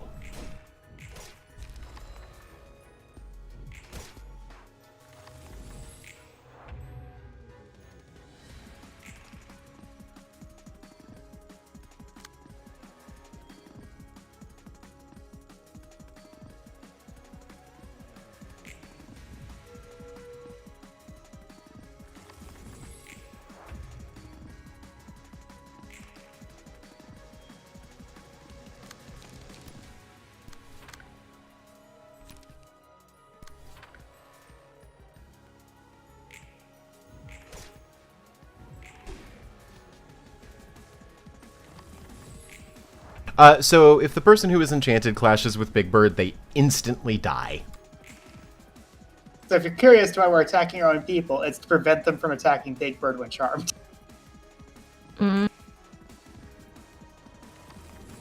Big Bird also has a ton of defense dice, so I'm waiting until we can put it to sleep in order for us to attack it.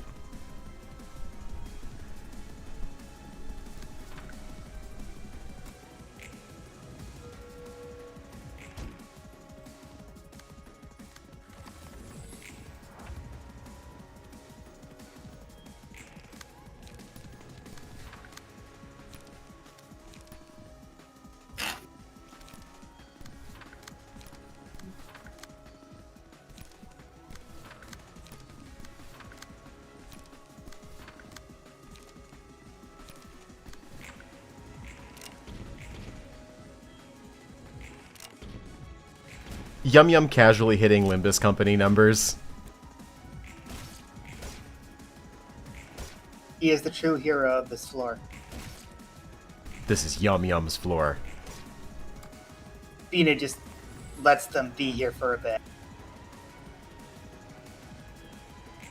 It's so funny. Whenever you give Yum Yum a gender, you gender them as male, and whenever my Fox Autumn genders Yum Yum, they gender them as female.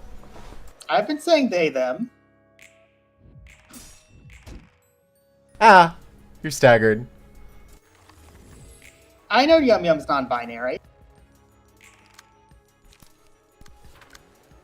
I'm sorry, undecided probably is more accurate.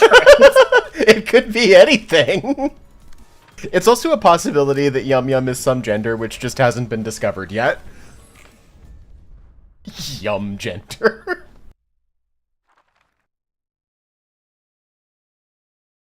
Anyway, I think this is Bina 2 or 3. It's Beta 2. This is It's the Beta 2. first abnormality fight I've done. Your expression tells me that you have many questions you yearn answered. Why don't you take a seat and have a cup of tea first? I'm not really in the mood for tea. I was just at Hesed's place, and he gave me coffee, and then he started waxing poet. I'm not too used to this kind of occasion. Well, of course. You had coffee. Tea is better. In time, you will grow accustomed to it. As with anything else. What is the library like from what you have seen? Again with that question? I thought I told you my answer already. Or are you a bit wacky in the head? Viewpoints are bound to undergo constant change. Ah, alright, fine. I'll give you another answer. I got fancy with comparisons like Arena and Jail last time, but to put it bluntly, the library is a perfectly ordinary part of the city where people die out all the time. I see. Huh. Black tea doesn't taste too bad. It's no coffee, but it's got its own flavor going. It is because of the palpable agony of the tea leaves infused in each cup. Bina, what the fuck? I can hear them scream, Roland. It's still hard to believe, but you said you were an arbiter from the head, right? I was indeed. I had a ton of things I wanted to ask an arbiter if I ever ran into one. Do you have any faith that I will answer them? Nope, not at all. Besides, I got a more pressing question now. If you really are an arbiter, why are you just staying here doing nothing? I am simply watching from afar. I have long since laid down myself as an arbiter. You're just watching? You seem pretty complacent about helping Angela for a bystander. I simply take care of tasks given to me. No more, no less. What if Angela ordered you to tell her about all the secrets of the city only the head knows then? She has not made an attempt. She has not made such an attempt. Possibly because she knows that I will not answer regardless. No. Perhaps she has already tried to uncover my secrets before I could realize it. And what if I tried to kill you and turn you into a book here and now, so I can pull out every little bit of knowledge you have by force? You are a bold individual, and quite hostile as well. That's what differentiates you from us, perhaps. Ain't got any courtesy to show for one of the shady overlords of the city. There was once a man whose dream had been ruined by me. However, even when he faced me in person, his anger was directed at what was above and beyond. His gaze never settled on things right in front of him. He always looked further. Unlike you or Angela, who are well nigh blind to anything outside of your immediate sight, as I can see. Hey, don't change the topic. Quite sharp indeed. You bear poison, heavy and slow, yet deadly. I know you well, even though you know nothing about me. My occupation is to simply remain silent and spectate.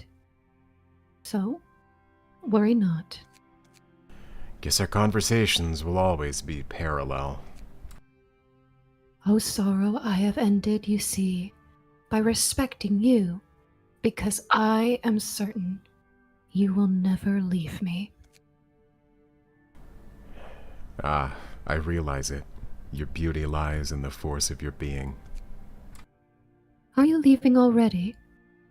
You are welcome to stay a little longer and finish your cup of tea. Lost my appetite. You may drop by sometime and be my company. It is rather amusing to talk with you. Like hell it is. Roland's having a very bad day. I like Bina. I also like Bina. Bina's so pretty. Bina's so mysterious and evil.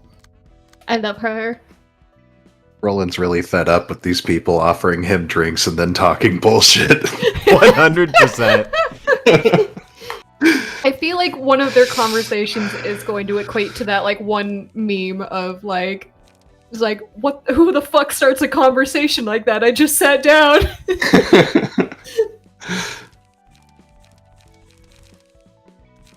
I mean, who thinks tea tastes good because the leaves are crying in agony? Bina.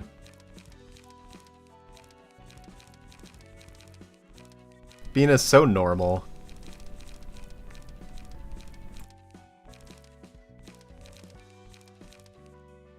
You have to be able to taste the sadness in the cup. Or else, what's the point? It's Then this it's just a bitch. cup of tea. Just like how with coffee, you have to be able to taste the people in the cup. Wait.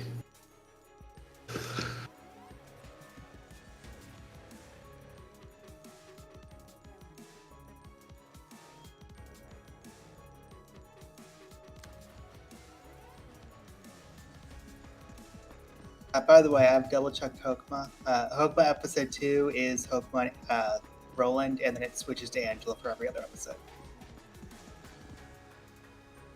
Don't have to do shit. Alright, Hokma, episode 2. Hey Megan, remember this one? I do. This one was creepy. I think I remember heads on spikes. I mean, it's spiky vines, tentacle vines, and eyeballs everywhere. You know, it might just be because I've seen worse, but it's kind of cute. Correct answer. Like, it's just that it, you know what it is? It's just the one little eye. Yeah. The one little correct eye. answer. Yeah, absolutely. He's also really easy to deal with in Lobby Corporation. If you remember. Yeah. I don't remember him being annoying.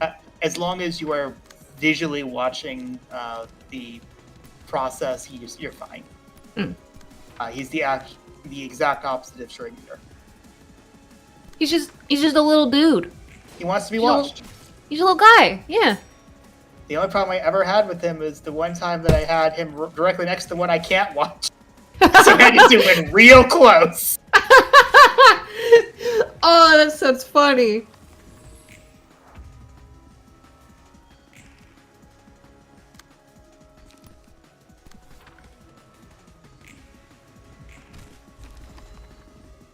Goodbye, little guy.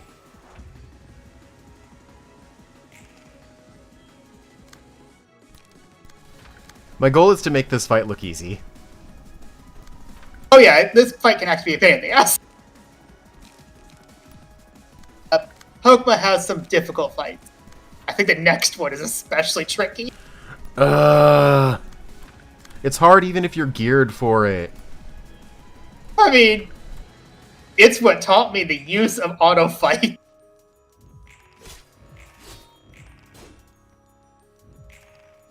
I love Hokma in the Purple Tears dress. It's real good.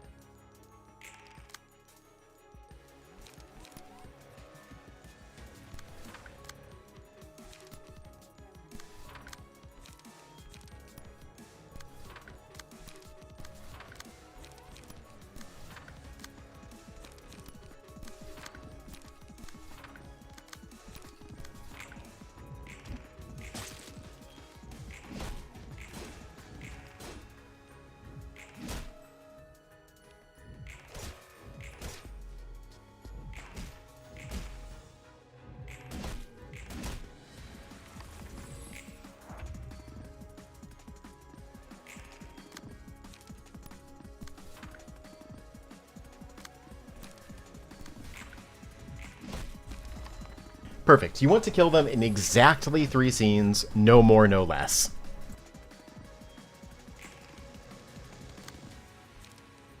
For reasons. Mm-hmm.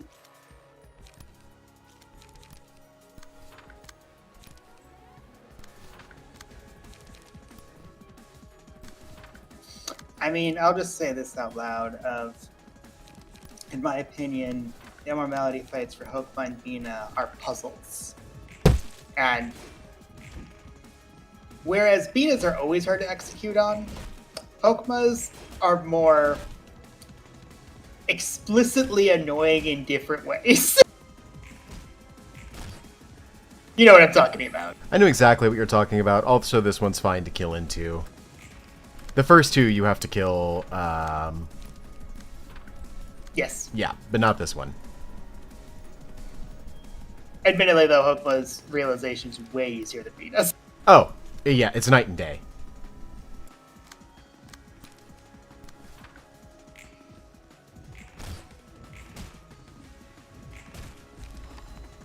Get him, Permelia!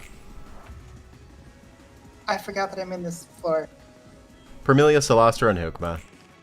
Right, that makes complete sense. I have this really strong urge to kill my commander for some reason.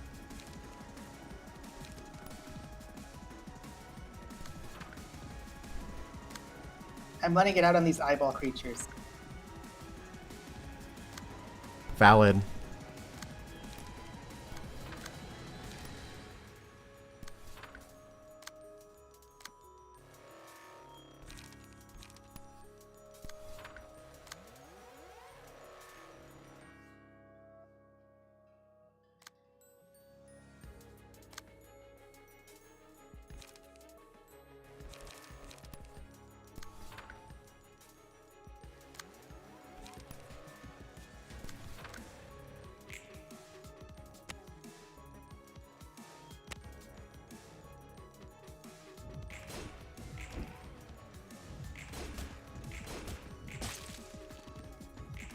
Also, you have to bring defense dice to this fight or you just lose.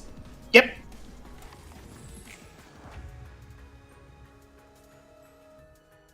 I think this fight in particular, you really do need to know what cards need to be brought. Honestly, all of Hokma's, except his realization, feel like that.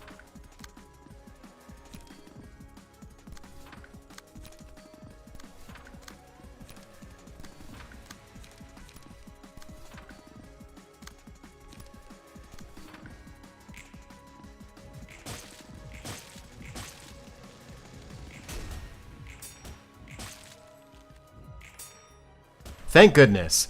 Alright, while this thing is active, it inflicts Feeble 10 to all of your units, meaning all offense dice roll 10 less. That's why you need good defense die.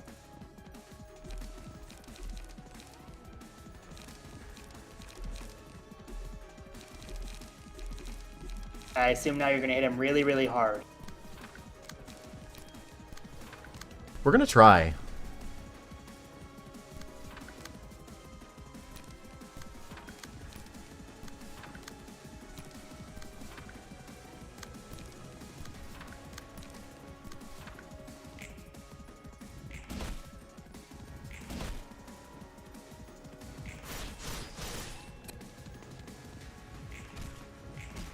Love castigation.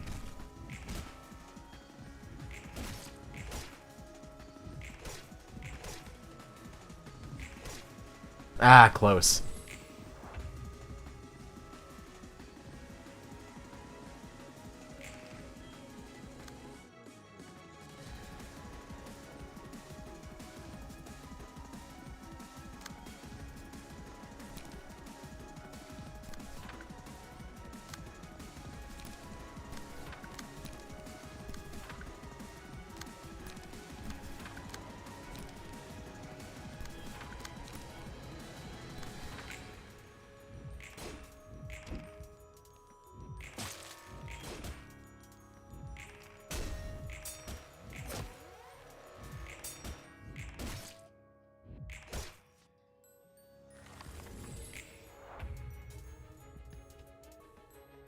Fuck.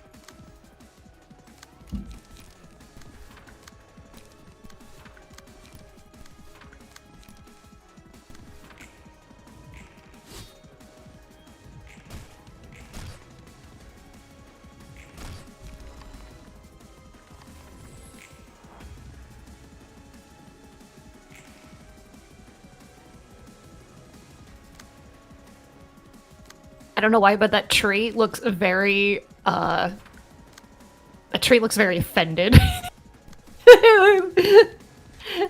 It's like tilting forward in a way that's like, excuse me. Why? What the fuck did you just say to me, you little shit?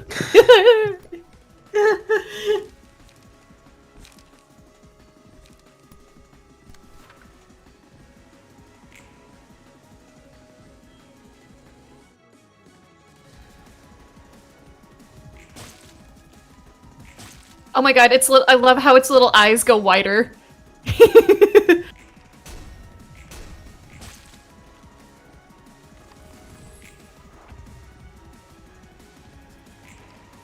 So, this stream is proving that Mega has an interesting definition of cute.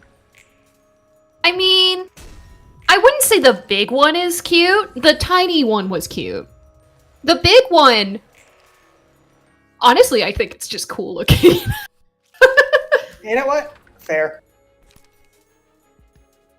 But I do like that its eyes go wide. That's a little cute. It seems like it's putting up one hell of a fight.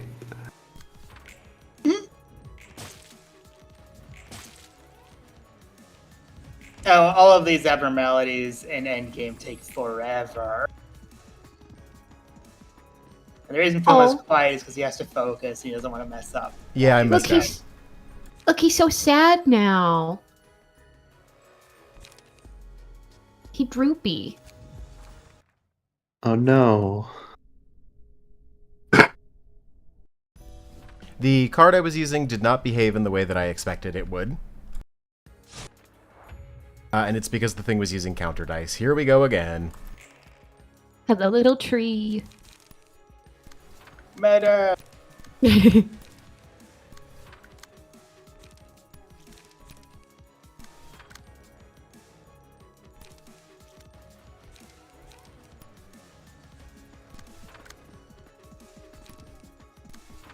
I will say, I mean, if you think about all of the horrors beyond our comprehension that occurs in this game, I feel like me going like, that little tree's kind of cute.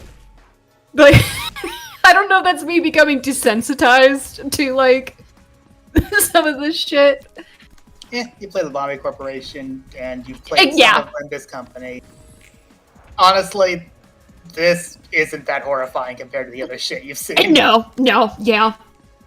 Especially some of the, I think it's called corrosions, if I'm in the game. The egos that have the super forms of egos. Yeah, some of those are, really terrifying.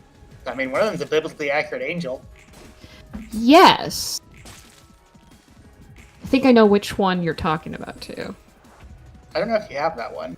I don't, but I have seen it, like, in the, Sure. the whatchamacallit. Previews, banners, etc. Yeah. I think the one that terrified me the most, I think it was Ryoshu's. I don't remember what it was. I don't even actually remember if it was actually Ryoshu. It might have been Faust. It was horrifying. It was like... I'm not particularly squeamish, but like, I saw that one and I went like, wow. I legitimately have no idea which one you're talking about. Maybe it wasn't either of them. It was, like a medical one. Thoroglassia, Ryoshu. The Okay. Yeah. Yeah, that was like the first one I saw that made me go, wow. Oh, wow. The skeleton with the person in its rib cage that also has a inhaler. Yes. Horrifying. What a description. Horrifying.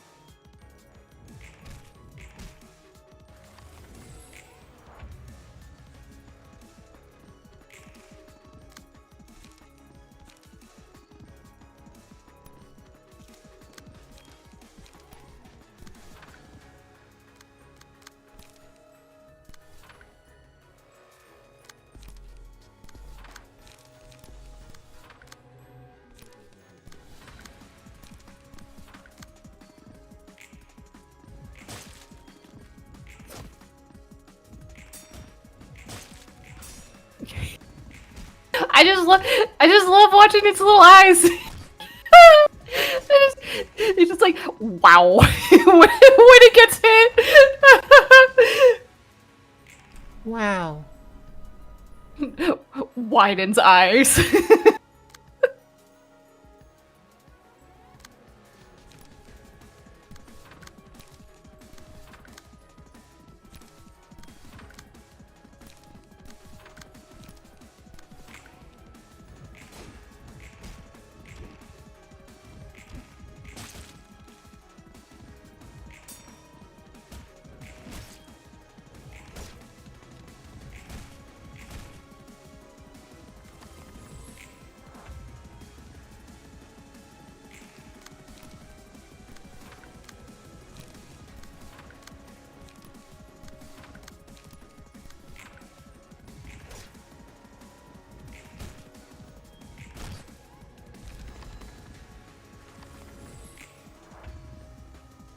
I do gotta say, Hokma looks good in purple.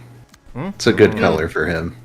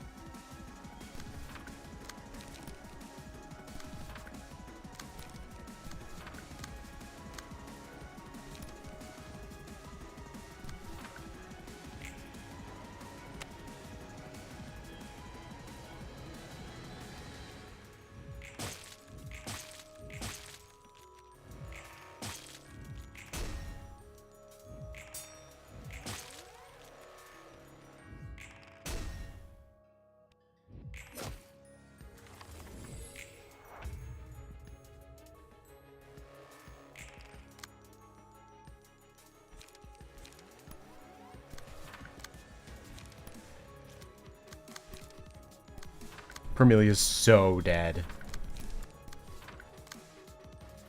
Turns out she doesn't like tentacles and eyeballs. Who knew?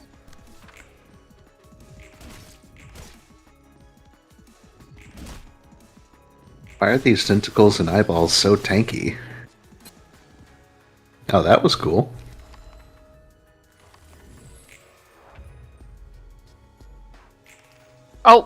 Oh, perm.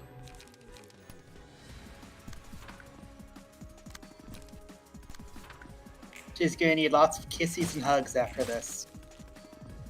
Navali, who took on two two different instances of the same R-Corp. Me too. I dealt with tentacles, spiky tentacles that have eyeballs on them. You? Small army. Twice. Same army, actually. Mm-hmm. Very weird. I don't understand it.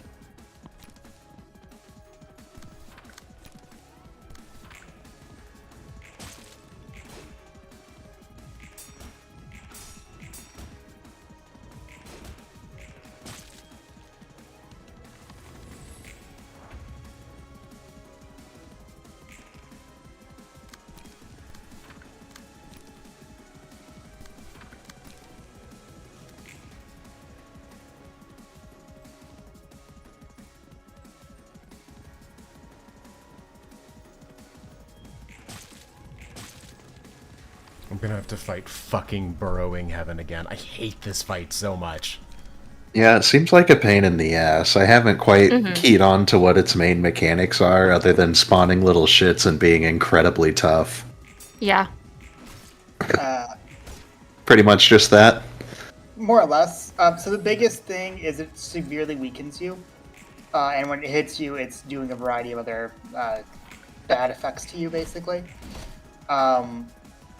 So the way you have to beat it is you have to bring in big defense die and intentionally stagger it with big defense die. And that is not always easy to do consistently. Especially since if you fail any clash, you get debuffed and you start getting fucked. But that's a good description of everything, Puma. Yeah. I will state, you could decide not to do Hopewell right now and either finish off elsewhere or do Yan. We're at 8 o'clock. I'm gonna do Yan. I think that's fair. Because there's a long-ass scene before Yan. Sure is. It's a good-ass scene, though. I have to decide which floor I'm gonna use besides Gebura.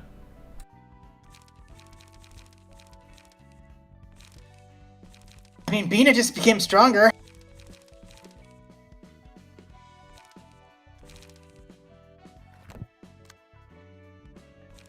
She's not the worst against him. Tiff can absolutely destroy him. I think you know that. Yeah, I think I'll play... Let's see. I've got some Liu. Liu will actually be fine, I think, into Yan. I'm gonna also grab Iori. Yeah, this is doable with Tiff.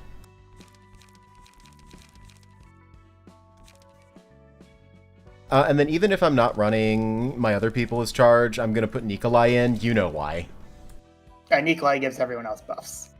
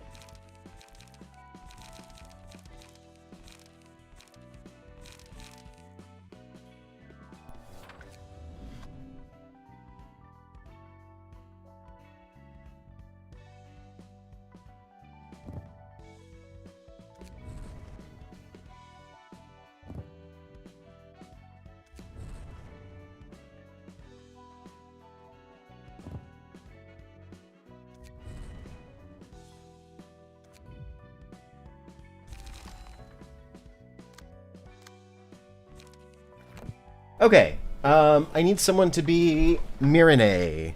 I think is her name. Who is the other person who Yan will be talking to? Oh, we're swapping gears. Yeah. Yes. Okay, let me pull up chapters. All right. So in Star of the City, do you see a bunch of Korean letters? Yep, Hmm. That one. let's take a look. Who do we have as who right now? Puma has Yan. There's Yan and Moirai. That's the other character. There's only two characters in this scene, Yan and Moirai. I've done one of the scenes. I've been quiet for a while, but I'm also Angela, so I'm willing to be her if Megan doesn't want to, but I'm also willing to just be Angela. I mean, yeah, I'm like just scrolling through real quick. Yeah, I mean, sorry, what is her name? Moirai. Moirai. Okay. Sure. She's mostly question marks. Sure. What is her personality like? Cheerful. Cheerful while talking about dark shit. Oh. Yep. Okay. She's cheerful, and what you're talking about is super ordinary. Yeah, everything you're saying is completely ordinary. Please understand it is not ordinary. Okay. Like, imagine your most upbeat employee who is like super like, oh, I love this job, when your job is absolutely horrifying. Okay. That's her. All right, we ready for some existential dread? Yep. Oh, Yeah. I gotta bring my A game for this. L5123's fourth door. 14 steps to the right. 23 steps to the left. There's a staircase. How far down does this go? The sound. It's getting louder. And I see a dim light. Is it really okay to head inside? I guess I have no choice. What's this? What are these huge machinations supposed to be? Welcome. Welcome. It must have been an exhausting journey here. Come on in and make yourself at home. Who are you? I'm the weaver working here. So nice to see a guest after such a long time. Come on now. Don't be shy and step right in. A weaver? Yep, that's what I am. You were invited by the prescript, right? How did you... The likes of you couldn't even dream of finding this place without the guidance of the prescripts. It only invites people here on a very extraordinary occasion, so consider yourself honored. Does this place have something to do with the prescripts? Yes, oh yes. It has plenty to do with them. This is the birthplace of the prescripts. Prescripts are born? Your face tells me that you must have had a lot you'd like to hear. And that's good. I was really bored too, actually. You should take a seat first. Here. This will be a long story. Here's your chair. Sorry, I have no tea. It's hard to come by warm water down here. Oh, where are my manners? What's your name? Are you a proxy? Or a messenger? My name's Moirai. Hold on. Could you please slow down? First off, I'm Yan. Yan Vismach. I'm a messenger. I only started working less than a month ago. Yan.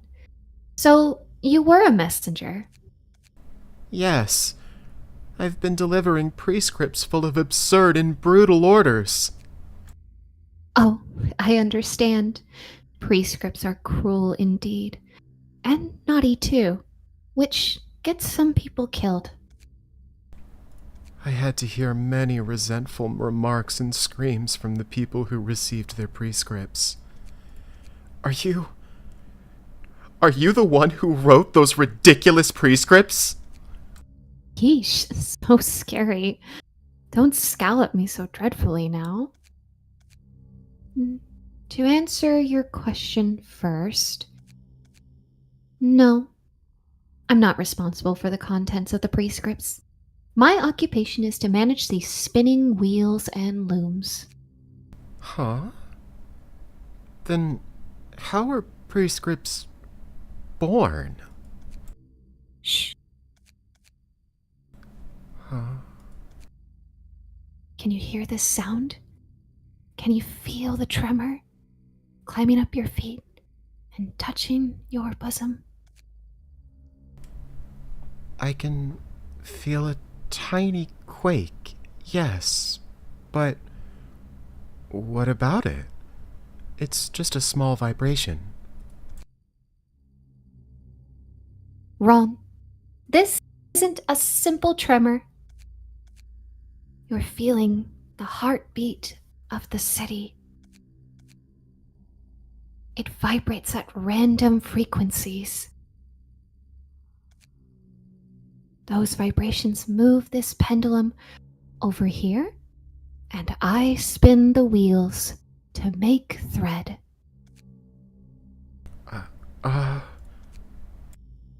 Oh, why hear me describe it when you can see it in action? Here, why don't you come closer and take a look? A new prescript is about to be born. The pendulum swings above the threads. I spin, inscribing meaning on them. Meaning? All I see are random patterns. It could seem hazy at first. This is the language of the city, after all. You obviously won't recognize it. No. Oh, no. The language of the city? Were there more languages left to be found? It's a different kind of language people use. Oh, it certainly is. The thing is, I have no idea what it means either. But we'll soon be able to find out. There are 57 spinning wheels here. The threads spun from those wheels are then put in this loom, and I modestly weave cloth from them. Wait just a moment now. There it is! Look, a prescript has been created. No way. To Chehan, when you see a person on a three-way intersection waving their hands 7 times, follow them to their house. It really is a prescript. All right, no time to be spacing out now. We should send this prescript to a messenger for delivery, right? Start with this stamp, and let's see. The code is N next to L, N920 and 1. There it is. Pipe number N9201 is right here. Now we roll up this prescript and put it in here. The prescript will travel on the pipe all the way to the surface. That's what prescripts were? This can't be. Who made the spinning wheels, the loom, and the pipes then? I have no clue. I was led here by a prescript too. Oh, my predecessor was waiting for me when I arrived, but they left after receiving a prescript one day. Have you never questioned the prescripts? Not really. I don't have much else to do anyway. Do you have any idea how many people died because of your stupid randomly generated commands? If this is where all prescripts are made, then you could have at least tweaked them a little so they're not as cruel. I'm doing this because a prescript ordered me to create and send prescripts down here, though. If I broke this prescript, the prescripts will get me killed. What are you talking about? You're the one in charge of sending out prescripts. What if there's another weaver like me somewhere in another nest? You don't possibly think that I'm the only one mailing all these prescripts for the city, do you? Someone has to be making the contents of the prescripts. But who could it be? In my opinion, that'd be the city itself. The pendulum inscribing patterns on the thread swings according to the city's motions, like I said just before. Footsteps of the pedestrians walking around on the surface, quakes coming from construction sites, impacts created from some clumsy person falling on the floor, echoes of people's screams. Every little event happening in the city becomes a vibration that moves the pendulum. Even the sound of us talking. At the end of the day, us city folk can never be free from the city.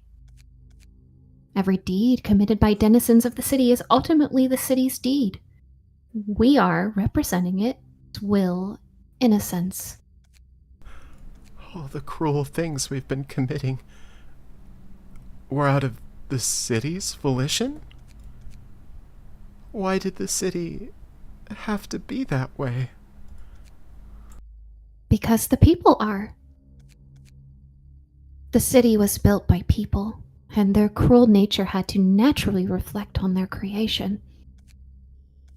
We were born that way. This is a mess. People built the city, and now the city is controlling the people? Does the order really matter much? I think the point is this: that whatever we do, we are essentially part of the city. All you do is weave cloth in this peaceful bunker. You probably have no idea what kind of brutal outcomes that piece of cloth you make can bring. That's why you can talk about this with such a carefree attitude. You're right. That's beyond me. I only do what I was ordered to do.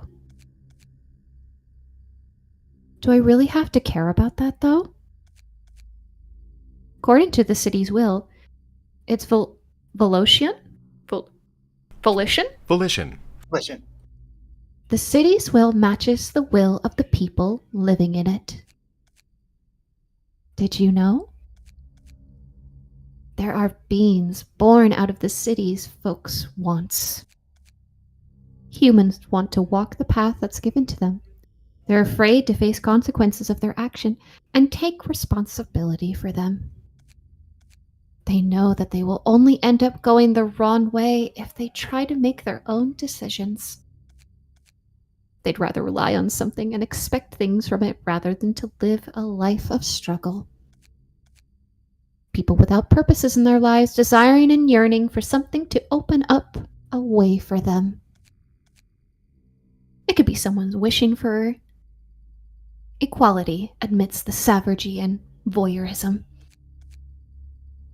Or it could be the vain hopes of those who want the city to thrive forevermore, providing for all of its inhabitants.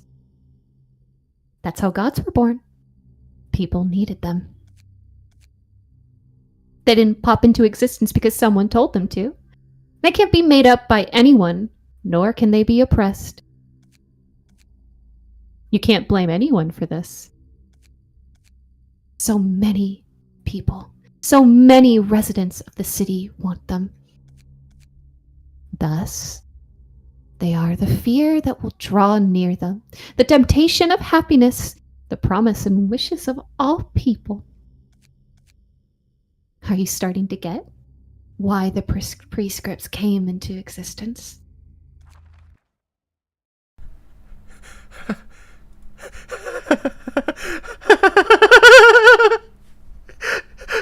Yeah, right. It wasn't my fault. People weren't doing inhumane things because I delivered prescripts to them. Those horrible things were meant to happen anyway. You're right. I think I see it now. It's the city. It's because people have always been cruel. Humans are born that way, and they have desperate wishes. It doesn't matter if they were pure wishes welled up from innocent hearts or ambitions born from greed. This is the result of what everyone wished for. Killing people with my own hands or taking away invaluable things from others. Shuddering in guilt listening to those horrid screams while I tried my best to seem unfazed. They were all useless feelings eating away at my heart. Exactly. I'm just a tiny part of the world. I can never change the wishes of all the people. There's no way I can defy this flow. What I did was part of the city. The will of the city. Forging prescripts out of spite and delivering them could be traced to the city's volition, not my free will. But that equates to my volition in the end. The city and I, and every person in this city, we are one and the same. Do you think so too?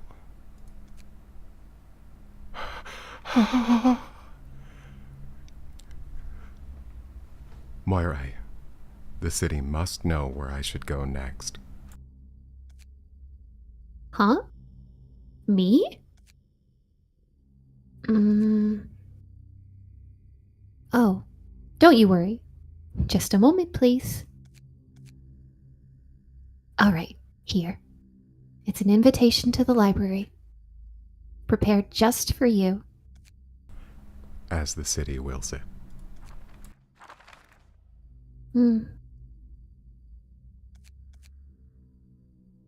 What was he talking to? Or was he talking to me all along? Well, regardless. Back to my post. Gotta keep my position.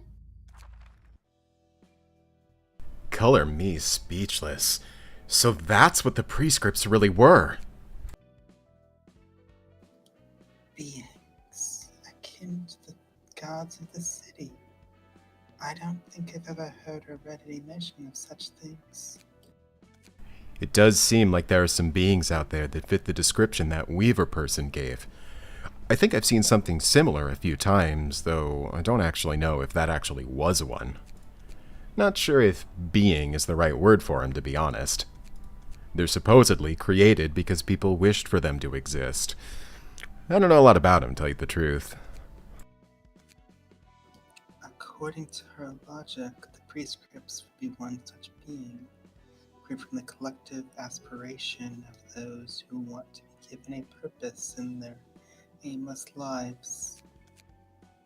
So, you've seen one yourself, Roland? Dunno. It might have, but I don't really know what I saw. Heck, I'm not even sure I saw it at all. That doesn't count as seeing one, does it? It's just that my memory about the details of it is blurry, and I don't feel like remembering it for whatever reason. Uh-huh. You don't think highly of them, huh? Seeing what one of those metaphorical gods made out of people's wishes are doing, I can't see them in a positive light. They seem to lead people to ruin in one way or another. Is it truly for their sake? What do you think, Roland? Do you think those gods are leading the residents of the city in the correct paths, as some claim? I won't lie that, at a glance, they do look like a weird cult giving their lives to an object that swings on a whim. And they're giving arbitrary meanings to it, like how it's the heartbeat of the city. That's a consequentialist point of view, shared by many other religions. The methods they take may be a complete mess. That being said, I don't think there's absolutely nothing good to say about them. They've fulfilled the people's wishes anyhow. The results are another story. Even though the so-called gods bring fear and despair to people, they get to live a life that's richer and more human. The goal might have been forcibly handed to them, but it's still better than nothing. Well, you're free to think whatever you want in the end. You could feel the prescripts are horrible, or a justified necessity, or whatever. You're right. Anyway, we should go put our personal impressions aside and prepare to receive our guest. I'm counting on you, as always, Gabora. Receive a prescript and carry it out. Receive a prescript and carry it out. Receive. Greetings, dear guest. If I may, I am... Angela. Yes, it would seem you know me well. The prescripts know everything. The prescripts represent the will of the city. They know everything that goes on in the city. They know what I am going to do, what you are going to do. All of it.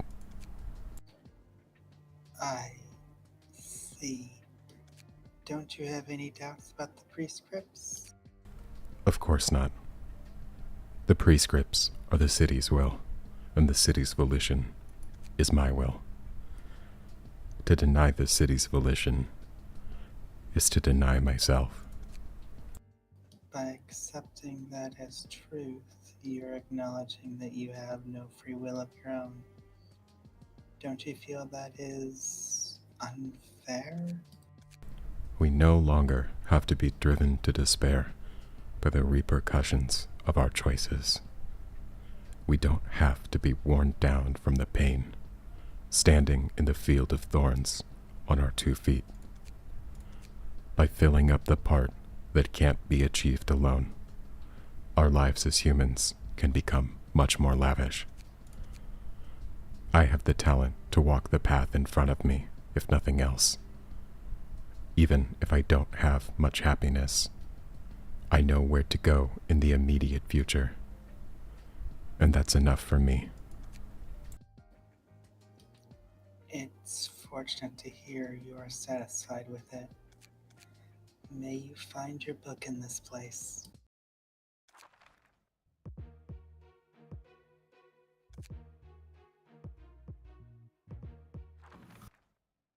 And nothing bad is going to happen. Oh Nothing no! bad. New music! Oh. Nothing bad ever happens in this game. So it was fun having a mental breakdown. It was very well done. Thanks, I liked your Moirai. Thank you. It was a great scene. Mm-hmm.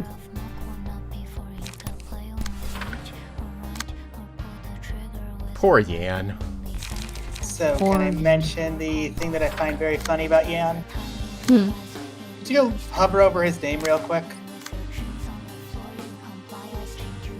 So, that looks like gibberish, or Korean gibberish, right? Mm-hmm. It is Yan spelled out in a English keyboard that is... it is Yan spelled out in a Korean keyboard, hitting Y-A-N where a English keyboard would be. Oh, interesting.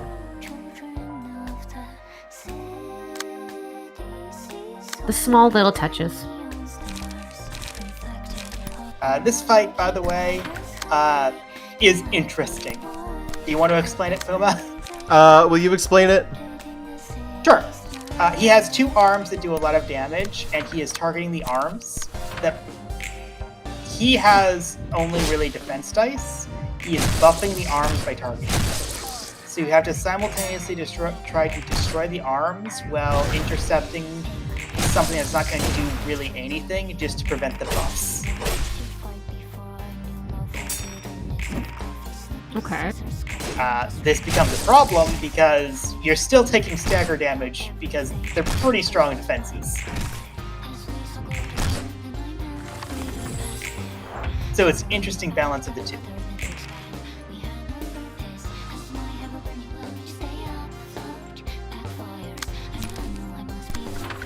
Also, the song is clearly him having a mental breakdown. Yes. To a heart nobody seems to listen. It takes my heart being broken and broken again to understand the reason why the sufferings never end. Oh, it's time for another vendetta. Fucking love this song. It's very sad.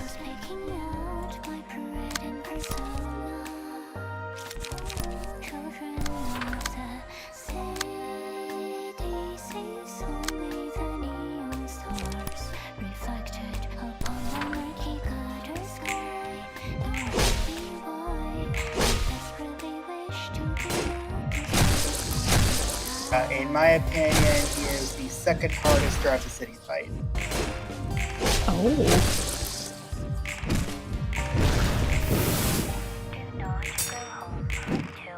And if someone said they think he's harder than the first, I wouldn't necessarily think they're wrong. It depends upon the way you play the game.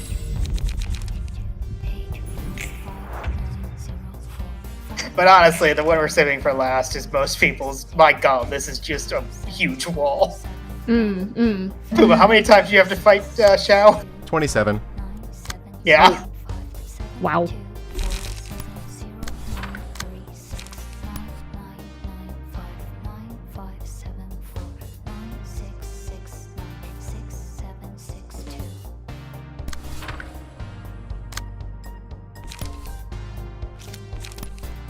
Anyway, I think Yen is very much a make sure you read all the passives, and if you do so, you still have to bring in the right cards to know what to do with them. And it's also an exhaustingly long fight, because you screw up anywhere and it can get real bad for you real quick.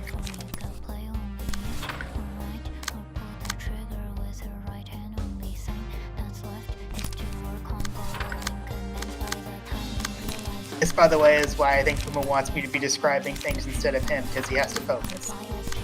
Yes.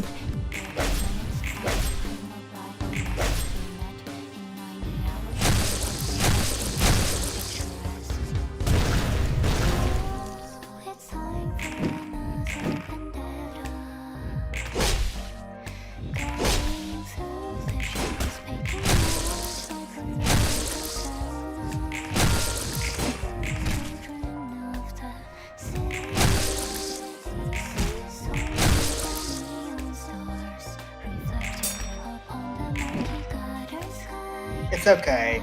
I'm sure our main plan of everyone dies to make Kabura strong is still the main plan.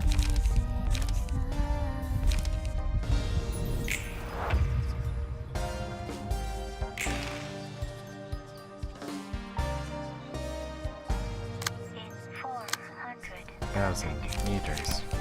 Turn right.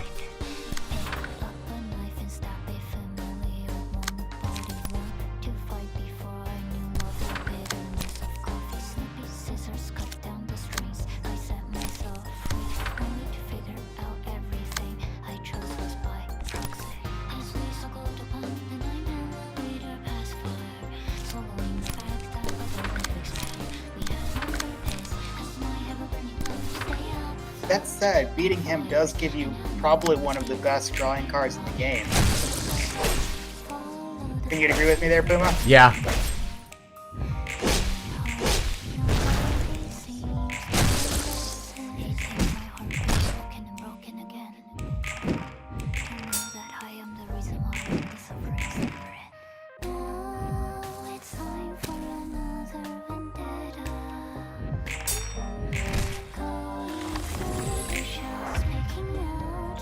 I also think he's one of those fights where having unlock is so good because it's a long fight.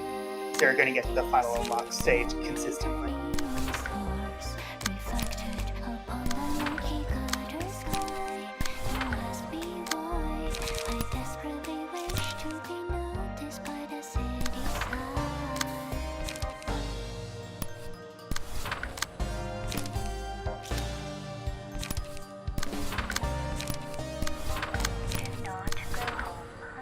Also, from my experience, anyone who suffers from existential dread and depression really sympathizes with the end. I don't know what you mean. Yes, of course you don't.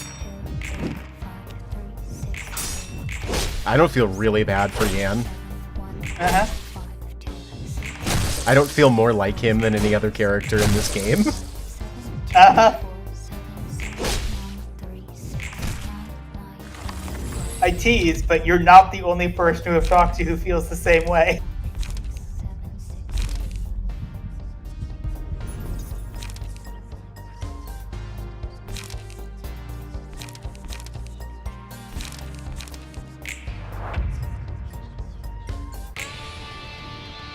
This is the only bad part about using Gabura.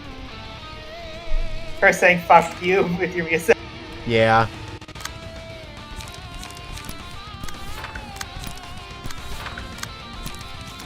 On one hand, you're right. On the other hand, it is pretty cool that she can essentially cut through the cut through enemy boss music.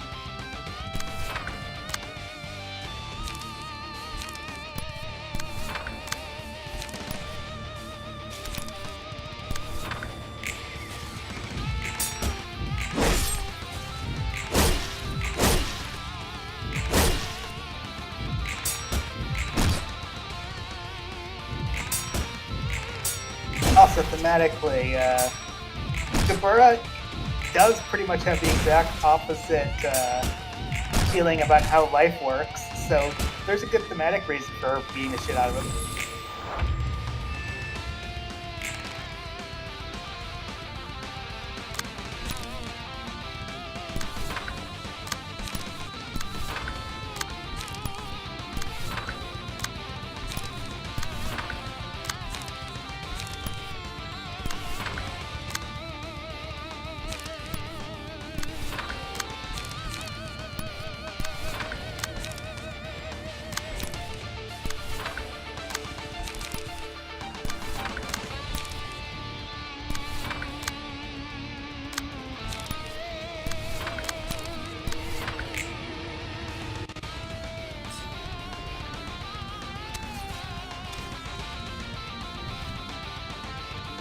Oh, he rolled low.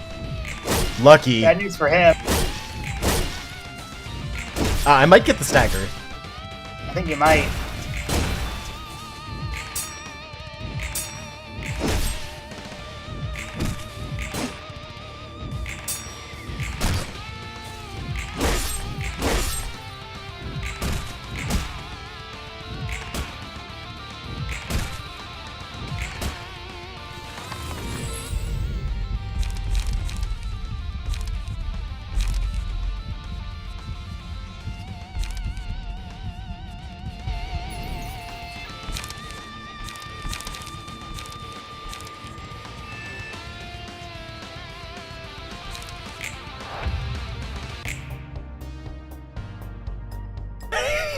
He got the song back. Yeah, it's not a jarring shift at all.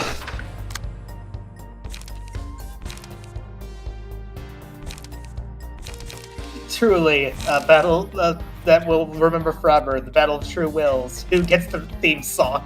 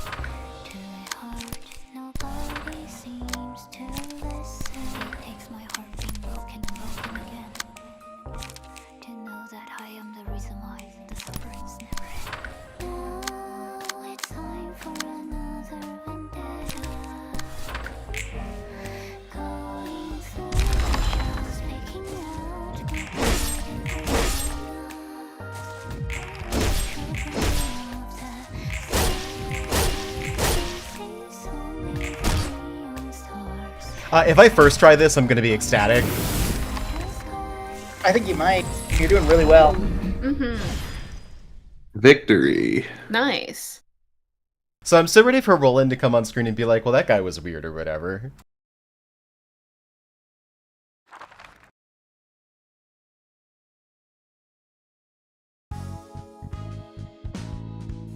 Yan's page is so good. Oh yeah, it's real broken.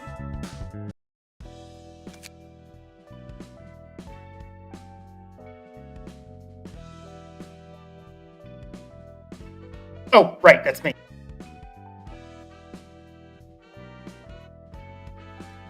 Could that person's death be what the prescripts intended?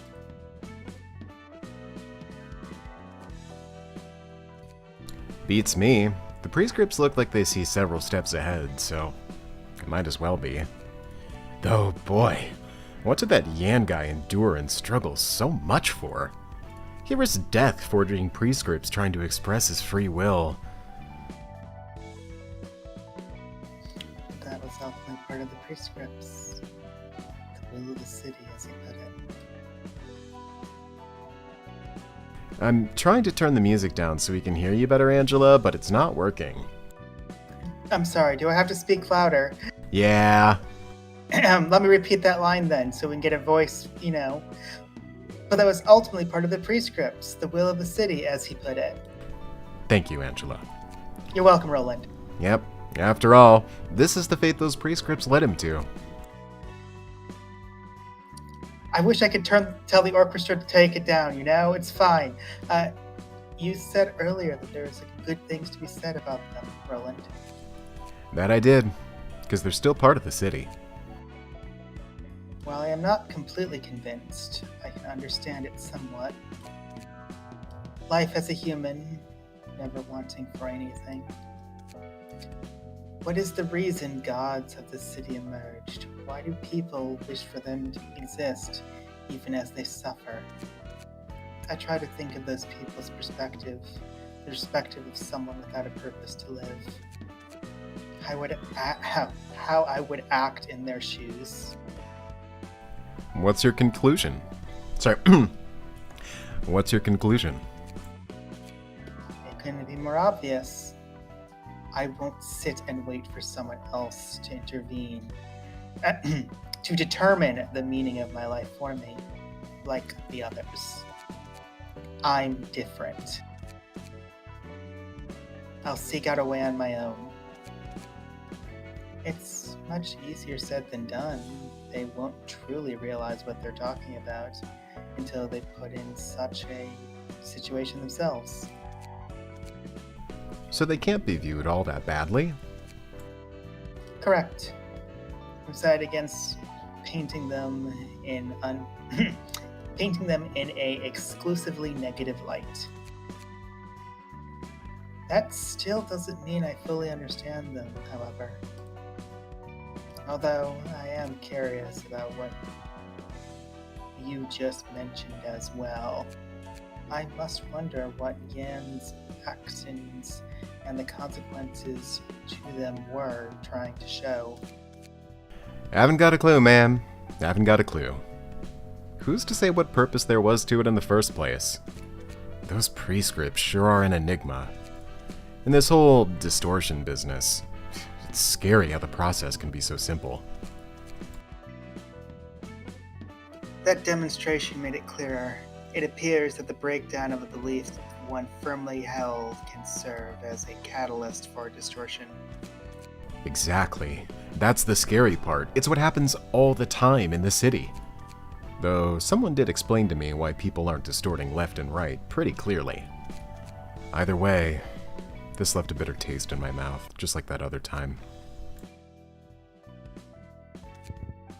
Let's burn the book of... Korean nonsense. That's Korean the way I nonsense. phrase it. Yeah. His actual canon voice is pretty interesting. It is the sound of a typewriter. Yes. And then there is a very tiny baritone Yan voice underneath it that's hard to hear. Obviously wouldn't work for what we're doing.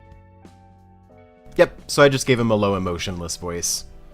He doesn't have any free will. It's the will of the city. I mean, we have the will of the city as a card now.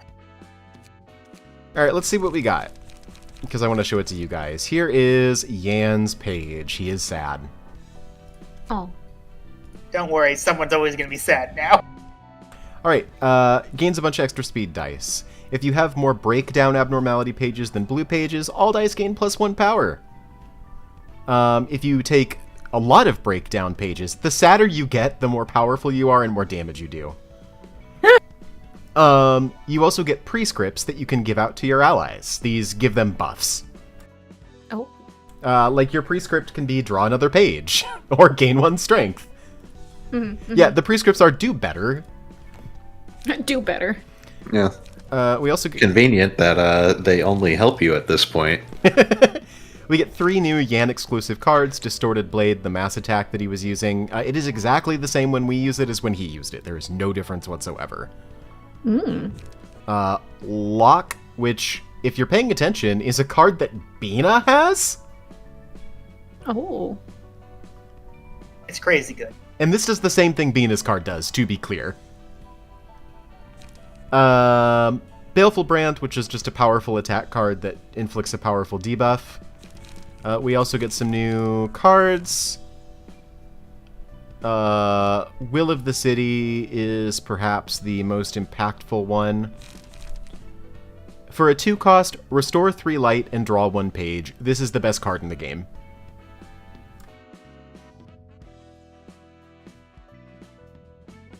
Yeah. That's kind of what you want in any card game. You get paid for using it in every way. Yep. Mm-hmm. He's got something called Ominous Power. You can borrow light from next scene. Yeah, anyone can use this, not just Yan.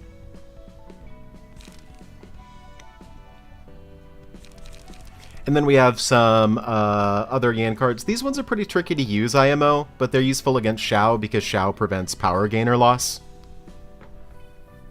Like, the weakness of this card is that all the dice get weaker. Unless an effect would prevent you from losing power, which those exist.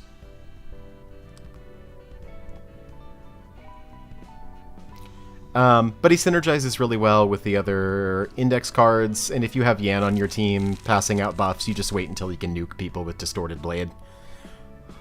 Because unlike a mass attack like Gibura's Horizontal Slash, this is something that he gets in his hand, and he can use it whenever it's in his hand. This isn't something with a cooldown, unlike Ego Pages.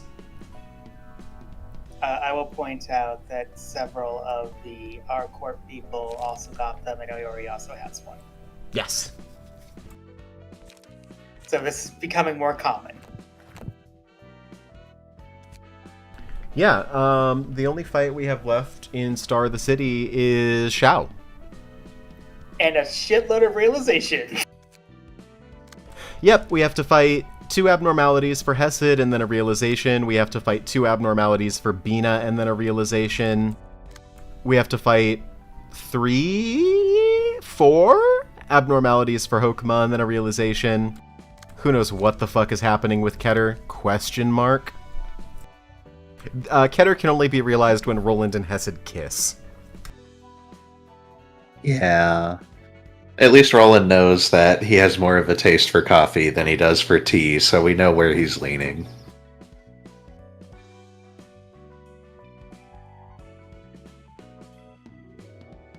Well, I think this is a good place to stop, and next time we'll either end on Xiao or we'll start with Xiao and do all the realizations afterwards. Oh, I need to end on Xiao because my voice is going to be shot after that. Yeah, I mean, you can see why I wanted you to end on Yan, because I can hear your voice being shot after Yan. There's a lot of yelling. Yep. Thanks for coming, everyone.